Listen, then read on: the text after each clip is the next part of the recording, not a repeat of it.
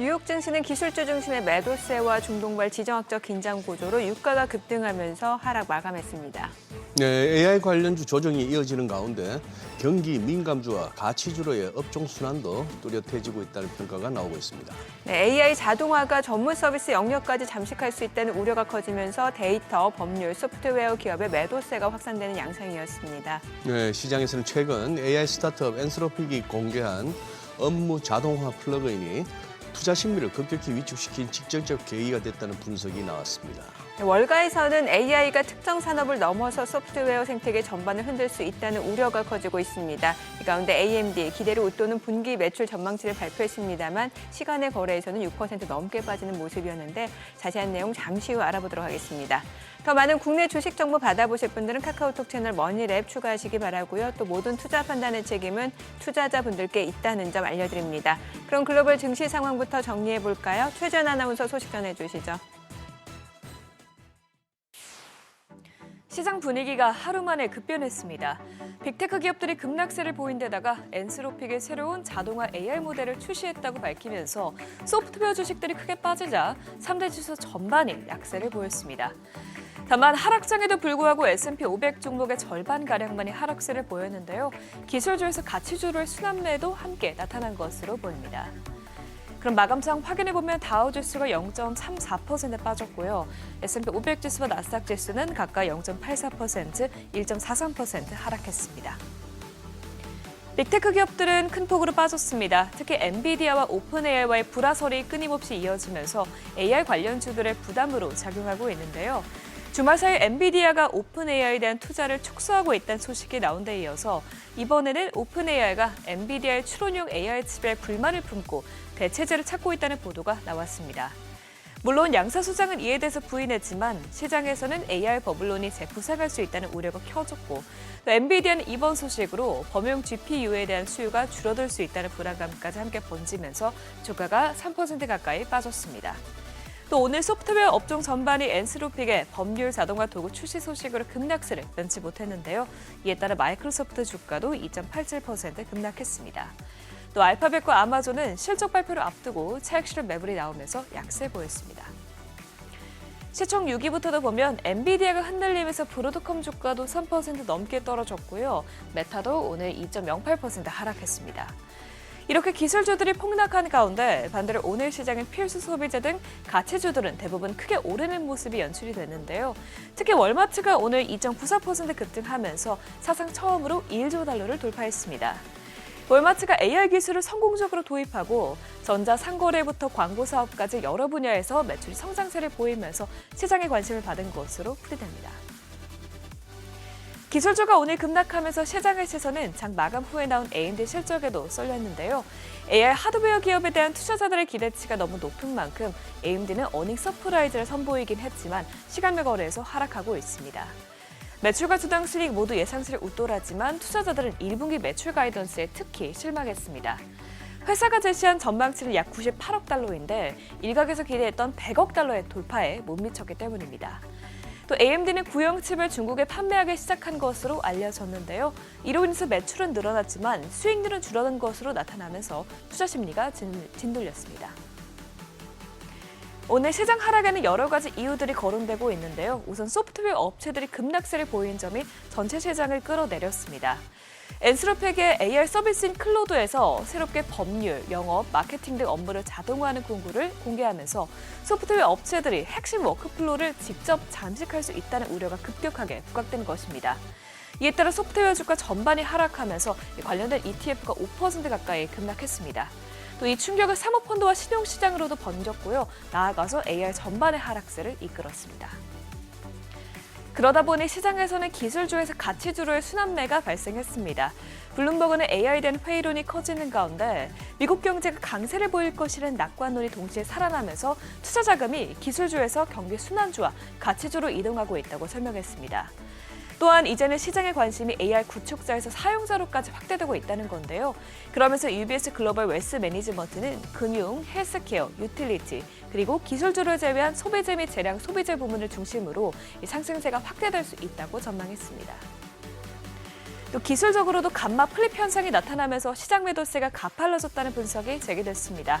이 옵션 분석업체 스팟 감마 데이터에 따르면 S&P 500에서 6,950부터 7,000 구간에는 양의 감마 포지션이 형성되어 있기 때문에 이 구간에서는 시장 조성자들이 지수가 하락하면 주식을 매수하는 식으로 가격 변동을 완충하지만 반대로 S&P 500 지수가 지지선인 6,936을 깨고 내려가는 순간 감마 플립이 발생하면서 이 시장을 받쳐주던 매수 해치가 사라지고 오히려 매도세가 거세지는 구조로 바뀌게 된다는 것입니다. 오늘 이란과 미국 간 지정학적 갈등이 다시 재점화된 점도 시장에는 악재였습니다. 미국이 이번 주에 이란과 핵 협상을 위한 회담을 진행할 예정인 가운데 이란의 드론이 미국의 항공모함과 유조선에 접근하면서 격추당한 건데요. 이에 따라 유가도 급등세 보였습니다. 오늘 WTI와 브렌트 모두 2% 넘게 오름세 보였습니다. 오늘 대부분의 자산 시장이 하락한 가운데 최근 크게 조정이 나왔던 귀금속 시장은 급등세 보였습니다. 금과 은은 이제 민주식처럼 움직이고 있는데요. 금 선물은 7% 가까이 오르면서 이제 온스당 $5,000 부근까지 오름세 보였고요. 은선물 역시 오늘 10.51%나 급등세 나타냈습니다. 국채금리는 미군이 이란 등록 드론을 격추했다는 소식에 급락했는데 장 막판으로 갈수록은 낙폭을 줄였습니다. 10년물 금리는 0.01%포인트, 30년물 금리 역시 0.01%포인트 하락세 나타났습니다.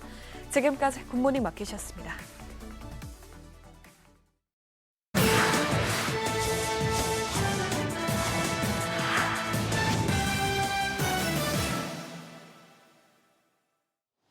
외시 주목한 주요 이슈들 짚어보겠습니다. 영원한 깐부일 줄로만 알았던 오픈 AI와 엔비디아의 관계에 미묘한 균열 조짐이 보이고 있습니다. 앞서 엔비디아가 오픈 AI에 약속한 투자를 보류하거나 축소할 수 있다는 소식이 전해진 데 이어서 이번엔 오픈 AI가 엔비디아 칩의 대체품을 물색 중이란 보도가 나왔습니다.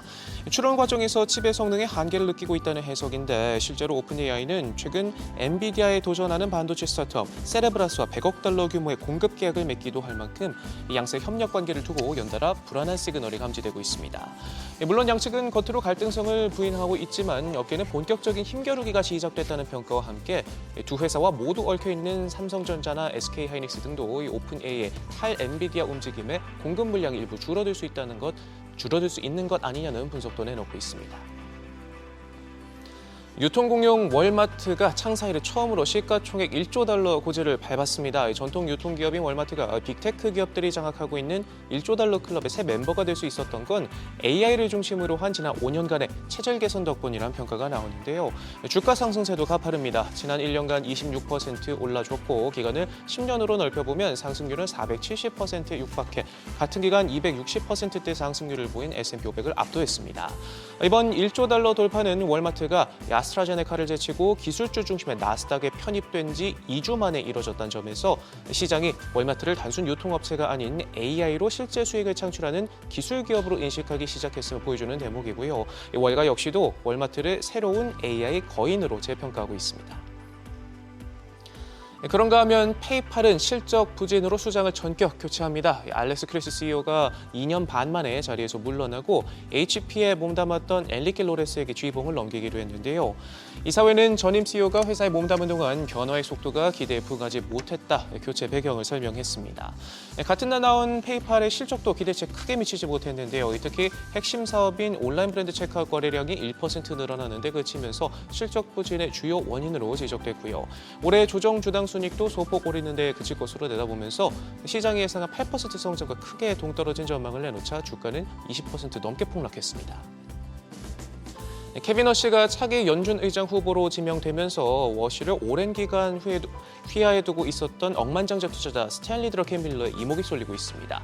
앞서 워시 후보자는 과거 드러켄밀러 밑에서 10년 넘게 일하며 경제 분석과 투자 관련 멘토링을 받았고요. 재무장관인 스콧 벤센트도 드러켄밀러에게 투자를 배우면서 오랜 기간 함께 일했던 만큼 미국 행정부의 막후 경제 실세로 드러켄밀러가 꼽히고 있습니다.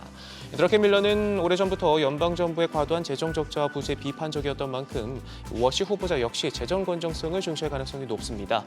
이와 별개로 드러켄밀러는 쿠팡에 대규모 투자를 해온 것으로도 드러났는데 초기 투자자로 참여했던 만큼 김범석 의장과도 친밀한 관계를 유지해온 터라 쿠팡이 미국 정관계에 막강한 영향력을 행사하고 있는 배경에는 두 사람의 인적 네트워크가 작용한 것 아니냐는 분석도 나옵니다. 월가 빅샷들의 생각도 한번 엿보죠. 헤지펀드 대부 레이 달리오는 전 세계가 자본 전쟁을 앞두고 있다고 경고했습니다. 돈을 무기 삼아 무역 엠바고나 시장 접근을 차단하고 보유하고 있는 국채를 영향력 확대 지렛대로 삼는 것과 같은 돈이 무기가 되는 전쟁이 임박했다고 말했는데요. 그러면서 역사적으로 자본 전쟁은 환율, 자본 통제를 통해 수행됐다면서 국부펀드, 중앙은행 같은 기관들은 이미 이런 통제에 대비해 준비하고 있다고 지적했습니다. 문제는 이런 자본 전쟁이 세계대전 같은 대규모 충돌의 전조이자 씨앗이라는 점을 경고하면서 총칼 없는 쩐의 전쟁터 속에서 살아남으려면 금을 갖고 있어야 한다고 제언하기도 했습니다. 마지막으로 로봇의 진심인 중국 소식입니다. 앞서 CES 행사에서 쿵푸하는 로봇으로 큰 이목을 끌었던 중국 에지봇이 이번엔 전 세계를 대상으로 한 대규모 갈라쇼를 열기로 했는데요. 사람은 찾아볼 수 없고 오직 휴머노이드로만 채워진다고 합니다. 200여 대 로봇이 무대에 올라 노래와 춤, 런웨이 등을 선보일 예정인데 이번 행사를 통해 상호작용 지능과 운동 능력, 작업 지능, 다중 로봇 협업 등 자세 핵심 기술을 몽땅 선보일 계획이라고 합니다. 에지봇은 유니트리와 함께 중국의 로봇 굴기를 상징하는 기업으로 평가받는데요. 작년 한 해 5,000대가 넘는 로봇을 찍어내 전 세계에서 가장 많은 생산량을 기록할 만큼 피지컬 AI가 대세로 올라온 현 시점에서 큰 주목을 받고 있습니다. 지금까지 글로벌 비즈였습니다. 어제장에서 이슈가 있었던 업종 살펴보는 기업 이슈 시간입니다. 삼성전자와 SK하이닉스가 16만 전자와 90만 닉스를 복구하며 급등 마감했습니다.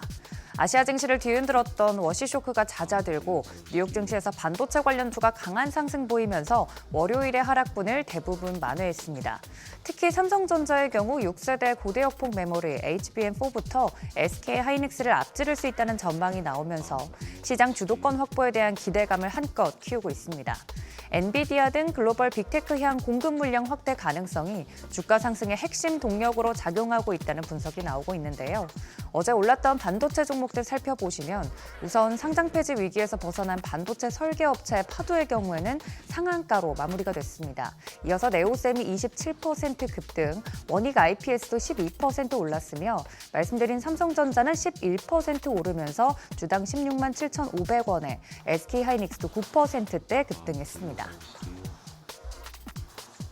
일론 머스크가 이끄는 우주기업 스페이스X가 머스크의 인공지능 스타트업 xAI를 인수하기로 했다는 소식에 관련주들 급등했습니다. 일론 머스크 CEO는 지구상에서 가장 야심차고 수직 통합된 혁신 엔진을 구축하기 위해 xAI를 인수한다고 밝혔습니다. 로이터 통신 등에 따르면 xAI는 스페이스X의 완전 자회사가 될 예정이고 하나로 합쳐진 기업의 가치는 1조 2,500억 달러, 우리 돈으로 약 1,820조 원에 달할 전망이라고 전했습니다. 주당 가격은 527달러가 될 것으로 추산되고 있는 상황인데요. 스페이스X 테마주로 묶인 종목들 살펴보시면 대표적으로 미래에셋 벤처 투자가 어제 상한가로 마무리가 됐고 뒤이어서 미래에셋 증권이 24%, 세아베스틸 지주는 14% 올랐으며 센서뷰까지 5%대 상승 마감했습니다. 최근 지수 변동성이 확대되고 있는 가운데 일평균 거래 대금이 높은 수준을 유지하면서 증권주들도 강세 보였습니다. 증권사들의 핵심 수익원인 위탁매매 부문 실적 개선 기대가 커졌기 때문인데요. 시장에서는 자본시장 활동이 활발해질수록 증권사 실적 레버리지가 커지는 구조에 다시 관심이 쏠리는 분위기입니다. 전문가들은 증권주 강세를 두고 거래대금과 자본 관련돼서 거래대금과 자본시장 활동이 살아나는 구간에서 나타나는 전형적인 업종순환 흐름이라고 진단하고 있습니다. 어제 올랐던 증권주들 살펴보시면 앞서 스페이스X 관련주로도 함께 묶였던 미래에셋 증권이 24% 급등, 한화투자증권이 12% 올랐으며 삼성증권은 11%대, SK증권까지 9% 상승했습니다. 서울 성수동 부지개발 호재로 삼표시멘트가 또 상한가로 마감했습니다. 성수동의 옛 삼표 레미콘 부지개발 사업이 본격화되고 있다는 기대감이 이어지고 있는 건데요. 서울시가 지구 단위 계획 및 세부 개발 계획을 수정 가결하면서 과거 레미콘 공장 부지에 초고층 업무 복합 단지를 조성하는 사업이 본궤도에 올랐습니다. 이에 따라 부동산 자산 가치 재평가 기대감이 커지고 있는데요. 부동산 보유 자산주로 함께 묶였던 종목들도 살펴보시면 대표적으로 삼표시멘트가 어제 해당 이슈로 상한가로 마무리가 됐고 경방도 15%, 할인지주도 8%대 올랐으며 동양고속까지 6% 오른 주당 58,000원대에 마감이 됐습니다.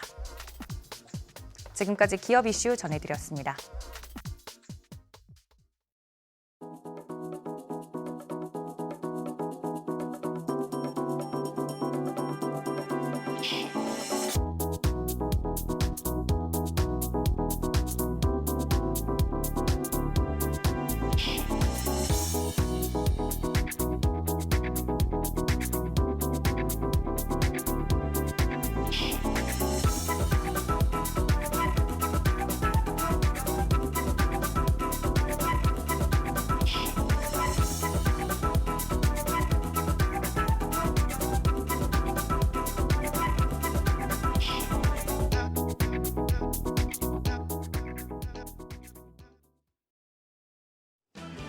2월 들어 시장이 엄청난 변동성을 보이고 있습니다. 급락했던 양대 지수가 어제는 급반등하며 그냥 롤러코스터가 아니라 초고속 롤러코스터 장세를 보였습니다.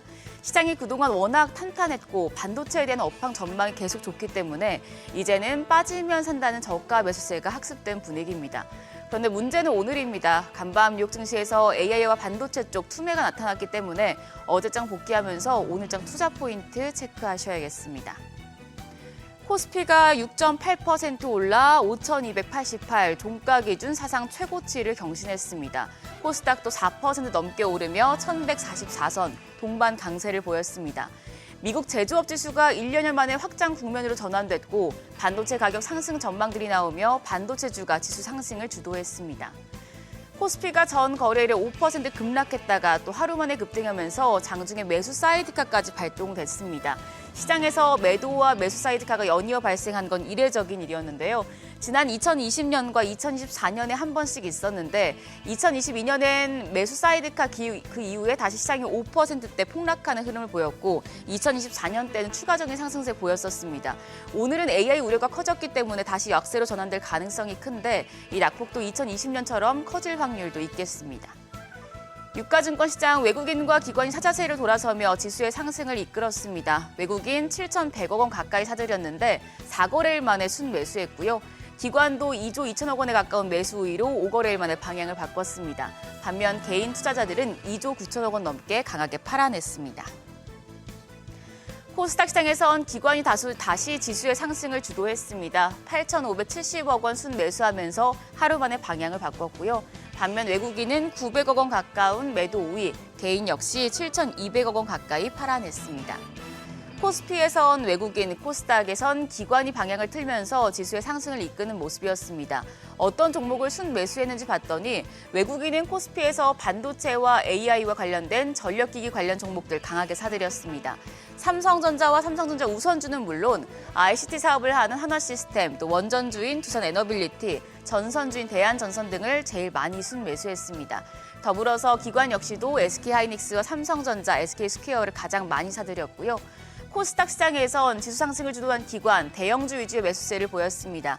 에코프로와 알테오젠 가장 많이 사들였고 레인보 로보틱스와 ABL 바이오, 삼천당 제약 등이 시총 상위 종목들이 뒤를 이었습니다. 그리고 이어서 HPSP와 이오테크닉스, 리노공업 등 반도체 소부장단이 순매수 상위권에 이름을 올렸습니다. 결국 어제의 상승은 외국인과 기관이 사들인 반도체와 시총 상위 대형주들이 이끌었다고 볼 수 있겠는데요. 특히 인덱스 차원의 시장의 대표 주자인 큰형님이죠. 삼성전자가 저력을 보여줬습니다. 하루 만에 11.4% 상승, 17년 만에 가장 높은 일간 상승률이었고 두 자릿수 상승률도 2020년 팬데믹 이후에는 약 6년 만이었습니다. 삼성전자가 16만 7,500원, SK하이닉스도 9.3% 뛰어서 90만 7천 원, 나란히 최고가를 경신하면서 지수 상승의 절반 이상을 기여했습니다. SK스퀘어까지 8% 넘는 강세였습니다. 그리고 그 뒤로 시총 60위권까지 하락한 종목이 단 한 개도 없었습니다.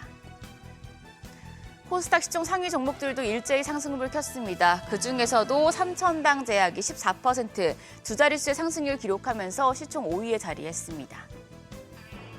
시장 따라서 환율도 출렁이고 있습니다. 어제는 환율 뚝 떨어졌습니다. 정규장 마감 시간 달러 기준 18원 90전 내린 1,445원 40전에 거래를 마쳤습니다. 워시 후폭풍이 진정된 영향이었는데요. 이후 야간 거래에서 낙폭을 키우면서 1,447원 부근에서 마감했습니다. 그리고 역외 환율은 오늘 새벽 6시 기준 1,450원 선을 기록했는데요.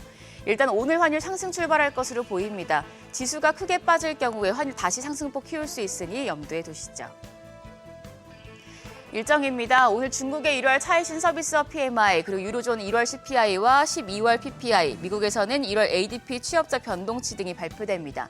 그리고 기업 공개 IPO 시장 최대어인 K뱅크가 수요 예측에 들어갑니다. 실적 발표도 줄줄이 이어집니다. 한화오션과 현대건설, APR, 롯데케미칼, 롯데칠성, 키움증권 등이 4분기 실적을 공개합니다. 어제 시간의 거래에서는 반도체와 우주항공 관련주가 강했습니다. 반도체는 업황 전망이 좋다 보니 계속해서 매수세가 유입되는 분위기였고요. 우주항공 관련주는 스페이스X와 XAI 합병 소식에 시간의 거래에서까지 강세 이어졌습니다. 그럼 프리마켓 통해서 개장 분위기 가늠해 보시죠. 오늘 흐름이 중요합니다. 앞서 뉴욕 증시에서 인공지능 기술이 기존 소프트웨어 산업을 뒤엎을 것이라는 우려가 커지면서 반도체와 AI 쪽에서 투매가 나오는 모습이었었는데요. 일단 프리마켓 보시면 반도체 투톱은 지금 하락합니다. 삼성전자가 2.3% 약세로 16만 3,600원, SK하이닉스도 2.5% 하락하면서 88만 5천 원에 거래되고 있습니다. 반면 현대차는 1.4% 추가적인 오름세, 거래가 49만 8,500원이고요. LG에너지솔루션은 1.3% 강세로 39만 6천 원대 거래됩니다. 한편 삼성바이오로직스가 0.5% 약세, SK스퀘어도 1.7%가량 하락하고 있습니다. 53만 7천 원대에 거래됩니다. 이어서 코스닥 시장 시총 1위부터 6위까지 확인하시죠. 레인보우 로보틱스 제외하고 나머지 종목들은 일제 약세로 돌아섰습니다. 프리마켓에서는 에코프로가 1.5% 하락하며 16만 7,200원, 알테오젠도 1%가량 내림세입니다. 39만 9,500원, 39만 8,500원대 거래되고 있고요. 에코프로비엠이 1.4% 약세로 21만 6천 원, 이런 가운데 레인보우 로보틱스는 1.7% 추가적인 오름세 기록하고 있습니다. 거래가 76만 9천 원이고 삼천당제약 어제 두 자릿수 상승률 보였었는데 현재 0.8% 가까이 내려갑니다. 52만 5천 원, ABL 바이오까지 0.5% 약세로 거래가 20만 500원으로 집계되고 있습니다. 오늘 시장 어쩔 수 없이 변동성은 클 텐데 반도체 투톱이 시장을 얼마나 받쳐줄 수 있는지가 관건입니다. 신중하게 접근하시면서 반도체 대형주 흐름 집중적으로 살펴보시기 바랍니다. 지금까지 어제장 오늘장이었습니다.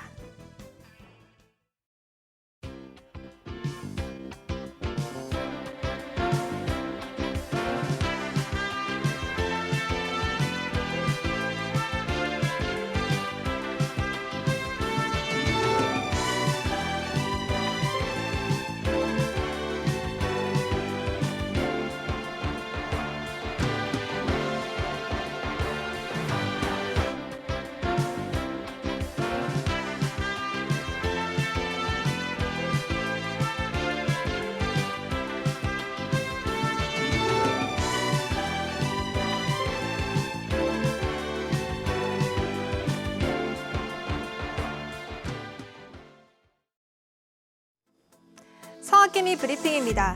지난 1월 한 달간 국내 투자자는 미국 주식을 약 10조 원어치 순매수했습니다. 전달보다 매수 규모가 3배 넘게 늘어난 수치인데요. 미국 주식 보관액도 사상 최대치를 기록했습니다. 또한 성학개미들은 반도체와 테슬라를 넘어서 은이라는 원자재 시장에 몸을 던졌습니다. 지난주 은 가격이 온스당 120달러를 넘보며 사상 최고치를 경신하자 현물 기반의 안정적 투자를 원하는 자금이 대거 유입됐습니다. 이에 4위와 5위에는 은 관련 종목들이 자리 잡았는데요. 하지만 지난주 금요일장에서 국제시장에서는 1980년 이후 최악의 하락이 발생했습니다. 달러가 강세를 보이자 은값이 하루 만에 31% 폭락하면서 온스당 80달러 선까지 밀려났습니다. 성학개미들은 이 폭락을 절호의 기회로 판단했습니다. 은현물 ETF를 2억 달러 순매수하면서 공격적인 저점 매수에 나섰습니다. 3위는 엔비디아입니다. 매도 5위를 기록했는데요. 최근 오픈AI와의 파트너십 균열 보도가 나오자 젠슨허 CEO가 전면 부인했지만 시장에 퍼진 불안감을 잠재우기엔 역부족이었습니다. 어제는 또 오픈AI가 엔비디아의 최신 AI 칩 성능에 불만을 품고 새 파트너를 찾고 있다는 보도가 나오면서 양사 간 갈등 가능성이 제기됐죠. 올트먼 CEO도 즉각 부인했지만 시장이 안정을 되찾을 때까지 일단 현금을 확보하려는 움직임이 강했습니다. 2위는 테슬라입니다. 실적 발표 전후로 주가가 하락하자 저가 매수세가 유입됐습니다. 테슬라는 전기차 성장세 둔화에 따라 지난해 연매출이 처음으로 역성장했는데요. 게다가 유럽 판매 부진 뉴스도 있었지만 성학개미들은 휴머노이드 로봇 옵티머스와 자율주행에 대한 장기적 기대감이 큰 상황입니다. 이처럼 테슬라와 은 관련 종목의 매수 우위는 주가가 급락할 때 오히려 비중을 늘리는 성학개미 특유의 저점 매수 성향을 드러냅니다. 1위는 SOXL입니다. 마이크로소프트와 메타가 AI 투자 비용을 늘리면서도 수익 전망은 불투명하게 내놓자 반도체 업황 전체에 대한 의구심이 커졌습니다. 또한 MS의 주력 서비스인 클라우드 애저 부문 성장세가 둔화되면서 AI 거품론이 또다시 고개를 들었죠. 가장 민감하게 반응하는 세배 레버리지에서 대규모 탈출이 일어났습니다. 다음으로 뉴욕 증시에서 주목받은 종목 리포트도 살펴보시죠. 어제 장마감 후 깜짝 실적을 발표한 팔란티어에 대해서 살펴보겠습니다. 팔란티어는 그야말로 압도적인 4분기 성적표를 내놨죠. 오늘도 주가가 7% 가까이 올랐습니다. 윌리엄 블레어는 최근 팔란티어의 주가 조작을 매력적인 매수 기회로 판단했습니다. 향후 5년 동안 팔란티어의 영업이익률이 현재 약 50%에서 65%까지 상승할 것으로 예상했습니다. 그 근거로는 두 가지를 꼽았는데요.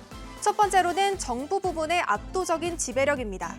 새로운 행정부가 들어서면서 국방 운영 체제로 팔란티어를 선택하는 올인 전략을 취하고 있다는 분석입니다. 두 번째는 민간 기업들의 폭발적 수요입니다. 단순히 AI 열풍에 올라탄 것이 아니라 기업들이 실제로 업무 효율을 높이기 위해 팔란티어의 플랫폼을 도입하는 속도가 가속화되고 있다는 점을 강조했습니다. 이에 투자 의견의 시장 비중에서 비중 확대로 상향 조정했고요. 목표 주가는 $200로 새롭게 제시했습니다.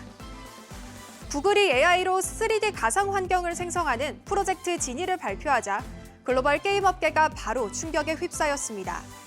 이 기술이 기존 게임 개발 방식을 근본적으로 바꿀 수 있다는 우려가 커진 건데요. 엠러빈에 대한 벤치마크의 종목 리포트 살펴보겠습니다. 마이크 히키 애널리스트는 모바일 게임 생태계에서 엠러빈의 역할은 여전히 견고하다고 평가했습니다. 1년 전까지만 해도 엠러빈의 부정적인 요인으로 작용했을 수 있으나 엠러빈이 모바일 게임 개발 사업을 매각한 이후에는 상황이 달라졌다고 덧붙였는데요. 오히려 현재는 엠러빈이 환경 변화에 수혜를 입을 수 있다고 언급했습니다. 이에 벤치마크는 투자 의견 매수와 목표 주가 $775를 유지했습니다. 마지막으로 에너지 가격 변동성 속에서도 탄탄한 실적을 공개한 쉐브론에 대해서도 살펴보겠습니다. BMO 캐피털이 내놓은 쉐브론에 대한 종목 리포트입니다. 이번 4분기 실적을 두고 BMO는 2030년까지의 장기 가이던스를 이행하는 과정에서 매우 긍정적인 첫 단계라고 평가했습니다. 단순기 한 분기 잘한 것을 넘어서 회사가 약속한 장기 성장 가도에 올라탔음을 입증했다는 분석입니다. 근거는 확실한데요. 전 세계 주요 생산 기지들이 일제히 견조한 성과를 냈기 때문입니다. 이에 BMO는 쉐브론에 대해 아웃퍼폼 의견을 유지하면서 목표 주가를 기존 $170에서 $190로 상향 조정했습니다. 지금까지 종목 리포트 전해드렸습니다.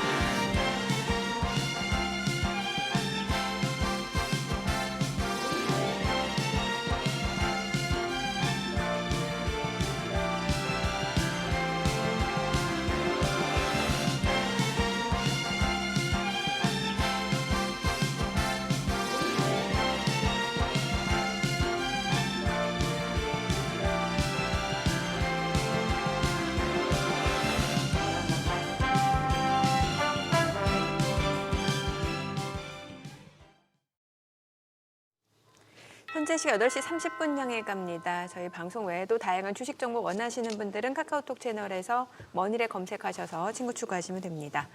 간밤 뉴욕 증시 보니까 순환매가 굉장히 좀 빠르게 나타나는 것 같습니다. S&P 500 떨어지긴 했는데 사실 주요 빅테크 관련 종목들이 떨어지긴 했습니다만 그 외의 종목들은 또 많이 올랐거든요. 그렇죠. 예. 뭐 월마트는 시총이 1조 달러를 넘어섰고 예. 또 페덱스도 주가가 굉장히 좋았고요. 그러니까 이제 뭐 소위 우리 S&P 500 맵에서 보는 네. 시총 크고 네모난 큰 맞아요. 거 이쪽에서 왼쪽 위에 있는 굵직한 애들 걔들이 다 벌겋게 많이 빠졌고 소장님 표현으로 하면은 떼짱이잖아요. 떼짱 저렇게 나오네요. 자, 네. 예, 지금 이제 오늘 입춘인데 이제 잔디가 올라와야 되는데 오히려 지금 떼짱. 그러니까 수리지가 더 많아지네요. 네. 그리고 그건가 살모사가 되나? 뭐요? 엔스로픽이. 요즘에 AI가 소프트웨어를 잡아먹고 있다 뭐 이런 그러니까 얘기들이 AI가 나오더라고요. 소프트웨어를 잡아먹는데 엔스로픽도 굳이 따지면 소프트웨어인데, 그죠? 엔스로픽, 그 엔스로픽, 자체도. 예. 그런데 결국은 누가 살아남을 것인가 하고 저쪽도 결국은 승자 독식이 되지 않을까 하는 우려 같아요, 그죠? 이제 지금 경쟁 구도다 보니까. 지금은 경쟁 구도인데. 예. 네. 근데 어쨌거나 뭐 문제는 퐁당퐁당입니다 지금. 워낙 변동성 장세로 돌입한 것 같아요. 하루 오르고 하루 빠지고. 아니 소장님이 재미난 표현을 주셨잖아요. 두 동성이가 싸운다. 유동성, 변동성. 제가 차마 그 개그에 호응을 못 해드렸는데 맞는 말이긴 해요, 확실히. 예. 그런 이상한 눈빛으로 말씀하실 것 같으면 아예 언급을 회피하세요. 제가요? 예. 아니요. 뭐 눈빛은 보니까 뭐 그걸 갖다가 개그라고 드립이라고 치냐 하는 표정인데. 유동성, 변동성 맞죠? 그래요. 어제도 동성이가 설쳤는데 어제는 유 씨고 오늘은 또 변 씨가 설칠지도 모르겠습니다. 예. 그러게요. 이제 빠른 순환매 때문에 글쎄. 이게 뭐 좀 매매하시는 분들이라든지 트레이딩 하시는 분들은 또 잘못하면 손실이 날 수 있는 구간이고 예, 쉽지 않은 전략인 것 같습니다. 저는 함께해 주실 분 소개하겠습니다. 디멘전 투자자문 투자 부분의 송재경 대표님 함께합니다. 어서 오세요. 어서 오세요, 안녕하세요. 송 대표님. 또 일주일 만에 뵙습니다. 네. 예. 일주일 만에 좀 시장이 어수선해졌네요. 우리는 어제 뭐 코스피는 뭐 참 보기 힘들었던 상승폭에다가 또 사상 종가 기준으로 사상 최고치 마감이었고. 삼성전자가 11%가 넘어가는. 와, 그러니까요. 예, 저는 진짜로 금융위기 이후로 좀 처음 본 것 같습니다. 처음 봤죠. 아, 삼성전자 이런 두 자릿수 상승률이요. 예, 그러니까 제가 빠지는 건 기억이 나는데. 네네. 네. 그러니까 2008년도 금융위기 거의 피크 찍을 때 네. 삼성전자가 13~14% 정확히 제가 기억하는데 그때 10월 8일인가 하여튼 그때 금요일이었는데 네. 그날 예 진짜로 여의도가 썰렁했었거든요. 삼성전자가 13% 이상 빠지면서 네. 그런데 어제는 또 놀랍게도 1등 회사가 글쎄. 11%가 넘는 또 상승을 보여줘서 아 우리나라가 이게 뭐지 몸이 둔해진 것 같아요. 5천 넘어서 둔해진 것 같은데 이렇게 가볍다니 이런 생각도 했습니다. 네. 우리 뭐 금요일 날 뉴욕에서 아침에 예고대로 케빈 러시를 갖다가 차기 연준 의장으로 지명하고 트럼프 대통령이 그러고 나서 미국장이 좀 빠지고 우리는 월요일 날 소위 말해서 블랙먼데이가 됐고 네. 그래서 이거 뭐지 했더만 어제는 그 이상으로 그냥 튀어 올라 버렸고. 맞습니다. 자 오늘은 또 분위기가 살짝 보니까 또 살짝 뭐 지금 약하게 시작할 것 같은데 그걸 또 오후에 땡길 수 있는 힘이 있는지는 이제 가봐야 되겠습니다만 그 주말과 주초에 있었던 그 해프닝 대표님도 많이 이렇게 좀 고민하셨을 것 같은데 왜 그렇게 시장이 발작적으로 반응했을까요? 가장 큰 건 이제 은과 금의 은과 변동, 금의 변동성이 네. 가장 컸죠. 가장 큰 이유가 그 사이에 이제 아마 워낙 많이 올랐기도 네. 했었고 특히 은 같은 경우 2주간 들어왔던 그 자금 규모가 어마어마했거든요. 특히 네네. ETF로 들어온 자금이 어마어마했고 특히 레버리지까지 이제 엮여서 같이 들어오면서 사실은 그 관련된 소위 이제 RSI라고 그러죠. 상대 강도나 뭐 이런 것들이 거의 그 역대급으로 조정 안 받음 이상 할 정도로 사실 글쎄. 올라가긴 예, 했었거든요. 그래서 그거를 계속 꾸역꾸역 끌어까지 막판까지 밀어 올렸기 때문에 어찌 보면은 예고된 거였고 사실 그 워시는 제가 보기엔 그때 의문의 일패를 당했습니다. 그냥 가만히 있었거든요. 내가 뭘 예. 워시 입장에서는 내가 뭐 어쨌길래 예. 지금도 억울해하고 있을 겁니다. 그러게요. 예, 지명 당한 건데. 네, 예. 맞습니다. 그냥 그리고 한마디도 안 했잖아요. 예. 아니 뜬금없이 나온 것도 아니고 케빈 허시가 계속 그 하마평에 그렇죠. 온다했잖아요. 예. 맞습니다. 네. 그러니까 사실 울고 싶은데 뺨을 맞았다 봐야 될 것 같고요. 근데 확실히 그거 뭐 조정받고 하루 만에 이제 어젯밤엔 또 금운이 다시 또 반등하는 걸 놓고 네. 봐서는 일단 한 2주간에 좀 과하게 쌓였던 레버리지나 이런 것들은 좀 해결이 된 것 같고 지금 어젯밤이나 뭐 이런 데서 확실히 나타나는 거는 아까 소장님께서 말씀 주셨지만 그 엔트로픽이 확실히 그 이번에 그 소위 분야별로 산업 분야별로 내놓는 소프트웨어가 예. 사실은 그 기존의 기득권들을 다 잡아먹는 이제 그걸로 갈 가능성이 높다라고 시장에 점치면서 사실은 올해 내내 보면은 소프트웨어 기존 ETF 이런 것들이 많이 빠졌거든요. 맞아요. 예, 특히 마이크로소프트로부터 이게 맞습니다. 뭔가 그런 부분이 확산됐던 것 같습니다. 예, 그게 뭐 SaaS라고 이제 SaaS라고 부르는 예. 이게 이제 소프트웨어 as a service 뭐 이렇게 해갖고 이제 우리가 그냥 그 웹 브라우저에서 뭐든지 쓸 수 있지 않습니까? 예. 뭐 그런 걸 보통 그렇게들 얘기하는데 아무튼 이제 그걸로 돈을 잘 벌던 네. 그다음에 투자도 그렇게 많이 안 하고 높은 마진을 향유하던 소프트웨어 기업들이 하루아침에 소위 때거리가 없어질 수 있는 그렇게 이게 될 수 있기 때문에 때거리. 이거 소장님 말투를 제가 약간 차용했는데 지금 소장님 때문에 다 전염됐어요. 전염됐어. 아, 그래요? 네. 그러니까 조금 쉬운 표현으로 가는 거야. 그러니까. 근데 그래서 요 일주일 사이의 가장 큰 변화는 미국이 사실은 조정받을 수 있는 가장 큰 것 중에 하나가 우리가 전에도 한번 공부했지만 우리가 바퀴벌레, 힘개미 뭐 이런 거 얘기했지 않습니까? 네. 근데 사실 그때 우리가 배운 게 우리가 뭘 봐야 되느냐? 소위 사모대출 기업들, 사모대출 운용사들을 봐야 된다 말씀을 드렸었고 그래서 그걸 보통 BDC라고 하죠. 이제 BDC 기업들, 그러니까 비즈니스 디벨롭 컴퍼니들 뭐 이런 회사들 대표적으로 우리가 잘 아는 그러니까 블랙스톤, KKR, 그다음에 이번에 많이 빠졌던 것들이 블랙아울, RS 뭐 이런 회사들인데 요 일주일 사이에 거의 10%씩 빠졌어요. 네, 그러면서 사실은 시장에서 작년 고점 대비로서는 거의 30% 가까이 빠졌고요. 그래서 전반적으로는 지금 시장에서 AI로 이제 이들이 뭘 했냐면 소프트웨어에 일단 돈을 많이 빌려줬었거든요. 거기다 플러스 이제는 AI에도 돈을 많이 빌려줬는데 소프트웨어 쪽에서 돈을 이제 막 빼기 시작한 겁니다. 그러니까 이들이 뺀 것도 있지만 투자자들이 이 펀드 자체에서 돈을 빼기 시작했거든요. 소프트웨어에 계속 돈 넣었다가 안 되겠다. 그러면서 사실은 이번에 그거에 딱 마지막 이제 카운터 펀치라고 할 수 있는 게 이제 엔트로픽에 이번에 나왔는데 법 쪽에 이제 AI 그 모듈 뭐 이런 걸 발표를 한 거고 이게 다 사실은 연말에 IPO 하려고 지금 실적 쌓으려고 지금 하는 거잖아요. 그러니까 아마 한동안은 이와 관련된 방향성 자체가 유지될 수 있어서 AI와 관련된 이슈가 상당히 이제 그와 관련된 이슈 하나 있고 그 다음에 이제 대장들이 상장사 중에 최대 AI 대장인 엔비디아랑 비상장 중에 최대 대장인 오픈AI 사이가 갑자기 좀 안 좋아졌잖아요. 그러니까 사실. 삐걱거리는 얘기들이 많이 나와요. 예, 그러니까 오픈AI는 나는 자체 칩 좀 개발해 보고 싶어. 뭐 이런 얘기 나오고.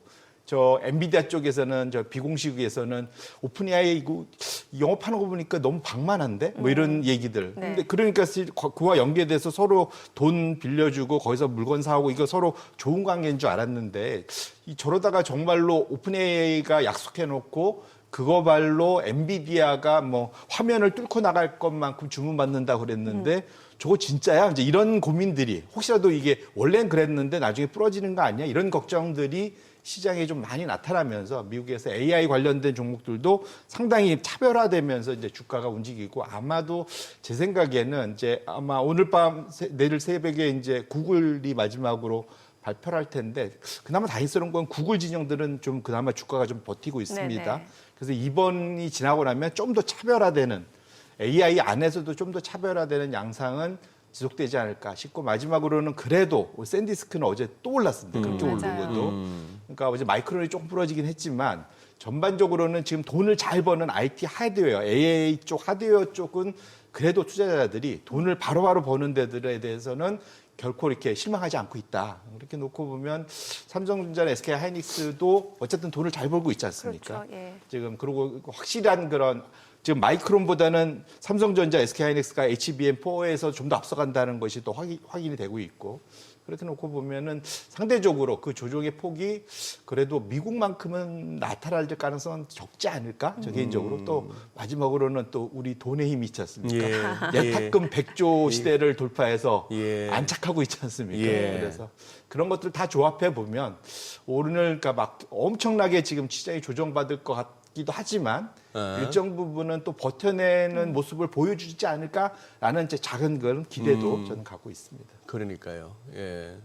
그러니 지금 이제 그 표현이 정확하시네. AI 하는 이 와중에 상장사 중에 대장주인 엔비디아와 아직 비상장 쪽이지만 AI 시대에 또 비상장 쪽의 대장인 오픈AI가 삐걱거린다.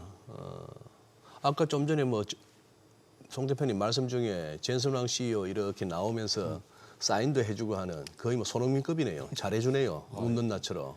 근데 내 샘 알트만은 저런 거 잘 못할 것 같아. 그 보면은 친구 없을 것 같아요. 일론 머스크하고 오픈 AI 만들어 놓고 일론 머스크하고 이래 됐죠. 지금 뭐 사실 어떻게 보면 작년에 그 장을 만들었던 게 그거잖아요. 뭐 오픈 AI하고 엔비디아가 우시아우시아 하면서 그렇게 AI 붐을 했는데 이 또 오래 못 가고 또 이렇게 저 정도 얘기 나왔으면 제가 봐서는 부부간에 갈라서 소리 나온 거예요, 제가. 칩 비싼 것 같은데? 쟤들한테 돈 애초에 말하기로 했던 거 투자금 못 주겠는데? 뭐 이런 거죠. 생활비 좀 줄여야겠는데 했더니 아이고 꼴랑 그거 주다가 그걸 생활비라고 또 줄이냐 뭐 이래 됐으니까 못 살아 이렇게 된 거예요 지금. 예. 아, 그러면은 그 젠슨학 CEO가 지금 이제 밖에서 돈 벌어오는 쪽이고. 아이 오픈에 돈 넣을 구멍이 뭐 있어요, 또. 예. 많이 쓰죠 지금. 그러니까. 네. 근데 그렇다고 해서 미국 주식시장에서 뭐 엔비디아를 팔았다 내지는 뭘 팔았다 기술주 쪽에서 소프트웨어를 팔았다 해서 주식시장에서 빠져나간 것 같지는 않아요. 보니까. 오히려 저 러셀 2000은 어제 오르고 다우지수 덜 빠지는 거 보세요. 네. 소위 이제 소남매인가 봅니다. 맞아요. 네.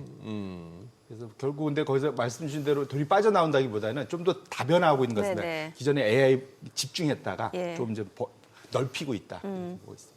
그러면은 지금 이제 또 2월 달이니까 네. 또 올해 들어서 1월 한 달 동안 그 자산별로 어떤 움직임이 있었는지 좀 정리를 해볼까요? 예, 이게 제가 이제 한 달에 한 번 정도 예. 이걸 정리를 해드린 이유가 이게 좀 한 발 떨어져서 한 달 정도의 흐름이 보면은 그게 네. 그래도 좀 뭐랄까요 큰 그림이 보이죠. 예, 추세가 나타나잖아요. 그래서 제가 한번 꼭 말씀을 한 번씩 드리는데 보시면 1월 한 달 동안 보면은 확실히 범원자재군이 압도적인 그 압승을 했다. 반면에 비트코인과 달러 지수는 여전히 좀 헤매고 있다. 네. 보셔야 될 것 같고요. 그러니까 사실 원유는 좀 독특합니다. 지금 사실은 이건 트럼프 수혜를 받았죠. 하도 중동 때리고 베네수엘라 때리니까 이게 이제 올라간 거고 그 외에 금도 빠졌다 하지만 어제 좀 다시 올랐긴 했지만 예. 뭐 전반적으로 12% 이상 올랐고요. 그러니까 전반적으로는 이게 원자재스러운 것들이 잘 가고 있다 보셔야 될 것 같고 그러다 보니까 이 지역에도 지역 주가에도 그대로 영향을 나타냅니다. 확실히 신흥국이 올해 압도적으로 1월 달에 위로 올라오갔다. 신흥국 안에서 중국 뺀 나머지 신흥국이 많이 올라왔는데요. 그 안에 확실히 1등은 단연코 역시 우리나라입니다. 한국이 그러네요. 작년에도 압도적 1등이었는데 1월 달에도 그 1등을 놓치지 않고 압도적인 그러니까 2등과 격차를 엄청 내는 우리나라가 있다 보시면 좋을 것 같고요. 신흥국 안에서도 제가 저기 따로 정리는 안 했지만 제일 잘 나가는 데가 브라질입니다. 사실은. 네. 그다음에 뭐 멕시코도 나쁘지 않고. 근데 그러니까 주가가 잘 가든 아니면 그 소위 통화가 강세로 가든 그래서 브라질, 멕시코, 남아공, 뭐 칠레 뭐 이런 칠레는 또 주가도 괜찮습니다. 이 굴이 많이 나는 나라니까. 예.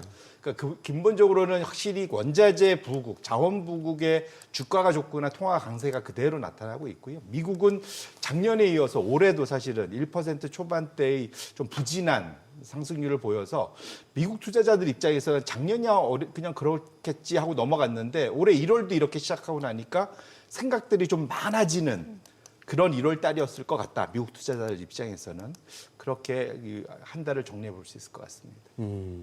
예. 최근 한 달 사이로 해보니까 역시 뭐 우리 한국 1등이고 뭐 그런 시기인데 브라질이 그 다음이고 신흥국이 좋긴 좋네요. 맞습니다. 나스닥은 거의 오른 게 없네. 네. 보합이나 뭐. 그럼 지금 신흥국 쪽으로 돈이 몰려온다는 얘기네요. 그러면. 맞습니다. 그래서 확실하게 그게 좀 뭐랄까 우리 입장에서는 안 그래도 국내 예탁금도 많아지는데 이제 해외에서 좀 더 자금이 들어와주면은 네. 확실히 힘을 받지 않을까 싶은데요. 예. 미국에 상장돼 있는 신흥국 ETF의 월별로 자금 유출입입니다. 요게 이제 2016까지 미국에 상장된. 예, 그러니까 결국 미국에 돈이 제일 많으니까. 그러니까. 네. 예. 미국에서 ETF가 얼마나 자금을 받느냐를 보는 게 중요한데 여기에 이제 신흥국에 투자되는 ETF 주식 ETF들을 다 모아놓은 겁니다. 보시면은 1월 달에 그 206억 달러, 우리나라 돈으로 한 190조 원? 뭐 이 정도 되는 돈이 어이구. 엄청난 돈이 한 달에 들어왔는데 이게 예. 지난 20년간 압도적인 순유입이거든요. 막대기 네네. 높이가 다르네요. 레벨이 달라졌죠. 예, 레벨이 확 다르네요. 그러니까 제가 아까 말씀드렸던 미국 투자자들 입장에서도 고민이 많아진 거죠. 이게 미국이 지난 14년간 잘 돼 와서 오로지 그냥 S&P 500, 나스닥 100, QQQ, 예. 스파이 여기만 넣으면은 다 해피하게 지낼 수 있었는데 이게 이제 이게 상대적 박탈감이 배 아픈 건 못 참잖아요. 그러니까요. 네네. 미국 투자들도 가만 보니까 이 다른 나라들 저기 한국 잘 나가고 네. 트럼프가 때린 나라들 위주로 잘 나가고 글쎄. 그러다 보니까 우리가 계속 여기 미국에 머물러도 될까? 뭐 이런 고민들이 분명 생긴 거죠. 그래서 예. 당장은 미국에서 자금을 다 빼갖고 신흥국 가는 건 아니지만 예. 적어도 지금 신흥국에 지금 포션 더 들어와야 될 돈들은 신흥국 위주로 지금 자금이 잡히고 있다 보셔야 될 것 같고 저 안에 대표적인 게 EEM이라고 소위 이제 MSCI 이머징 마켓 인덱스라고 있습니다. 거기 안에 보면은 중국이 제일 많고 그 다음이 대만, 우리나라가 4위 정도로 돼서 한 13% 비중이거든요. 근데 압도적인 지금 수익률 1등이지 않습니까? 네네. 그러다 보니까 확실하게 이머징 마켓 소위 펀드 중에 중국 제외한 걸로도 들어올 수 있을 것 같고 그 외에는 또 한국을 굳이 골라서 들어올 가능성도 있을 것 같습니다. 그래서 전반적으로 상황 자체는 신흥국의 좋은 방향으로 가는 것만은 분명하고 우리가 이미 1월 달에 또 작년에 이어 올해도 좋은 성과를 보여줬기 때문에 상대적으로 자금 유입 가능성은 훨씬 더 높아지고 있다. 이렇게 말씀드립니다. 제가 지금 3개월 기준으로 살펴보니까 진짜 그러네요. 튀르키예가 25.45%, 그 우리 코스피가 25.25 거의 같은 1등이고 코스닥 25.12. 그래 금은 동메달은 다 거의 25%인데 그다음 4등이 브라질 23.4. 아니 어떻게 트럼프 대통령이 남들보다 관세 더 때린 나라들이 주식이 훨훨 가네. 참 역설적입니다. 맞습니다, 세상. 이게. 그러네요. 아니, 달러 가치는 어떨까요? 지금 사실 이제 캐비너시 차기현준 의장 지명되고 나서 달러 가치에 대해서 뭐 금리 내리기도 쉽지 않으니까 달러 가치 더 올라갈 거다 이렇게 보는 시각도 있는 반면에 오히려 하향 안정화될 거다라는 시각도 있는데 이것도 어떻게 봐야 되나요? 저는 지속적으로 이제 하향 안정화 쪽에 이제 그쪽 논자다 이렇게 예. 말씀드리고 싶고요. 가장 큰 이유는 달러의 방향도 사실은 큰 사이클을 이루거든요. 그러니까 영원히 세지도 않고 영원히 네. 약하지도 않다. 예. 왜냐하면 그것도 결국 보면은 한 나라의 그러한 이제 경제나 또 다른 나라의 경제 뭐 이런 것들이 한번 흐름을 타면은 그게 추세로 가다가 네. 목에 차면은 이제 기울지 않습니까? 예. 근데 정확히 이제 이 차트인데 이게 뭐냐면 보통 이게 우리가 이게 환율이라는 것은 서로 간의 상대 교환 비율이지 않습니까? 그렇죠. 그러니까 교환 비율을 줄여서 환율이라고 하는 예, 건데 그러니까 결국은 이것은 그러니까 어디를 중심으로 보느냐에 따라서 완전히 달라질 수가 있어서 이게 뭐랄까 적정 가치를 찾기가 어렵거든요. 그래서 경제학자들이 뭘 갖고 하냐면 우리 경제학 배우시면 아시겠지만 구매력 평가 이론이라는 게 있습니다. 네. PPP, 퍼체싱 파워 패러티라는 게 있는데 이걸 가지고 양국 간에 그러니까 동일한 장바구니 물건을 샀을 때 어느 쪽에 돈이 더 과하게 드냐. 지금 미국은 과하게 들잖아요, 사실은. 네네. 똑같은, 그러니까 하루 딱 똑같은 장바구니 산다면.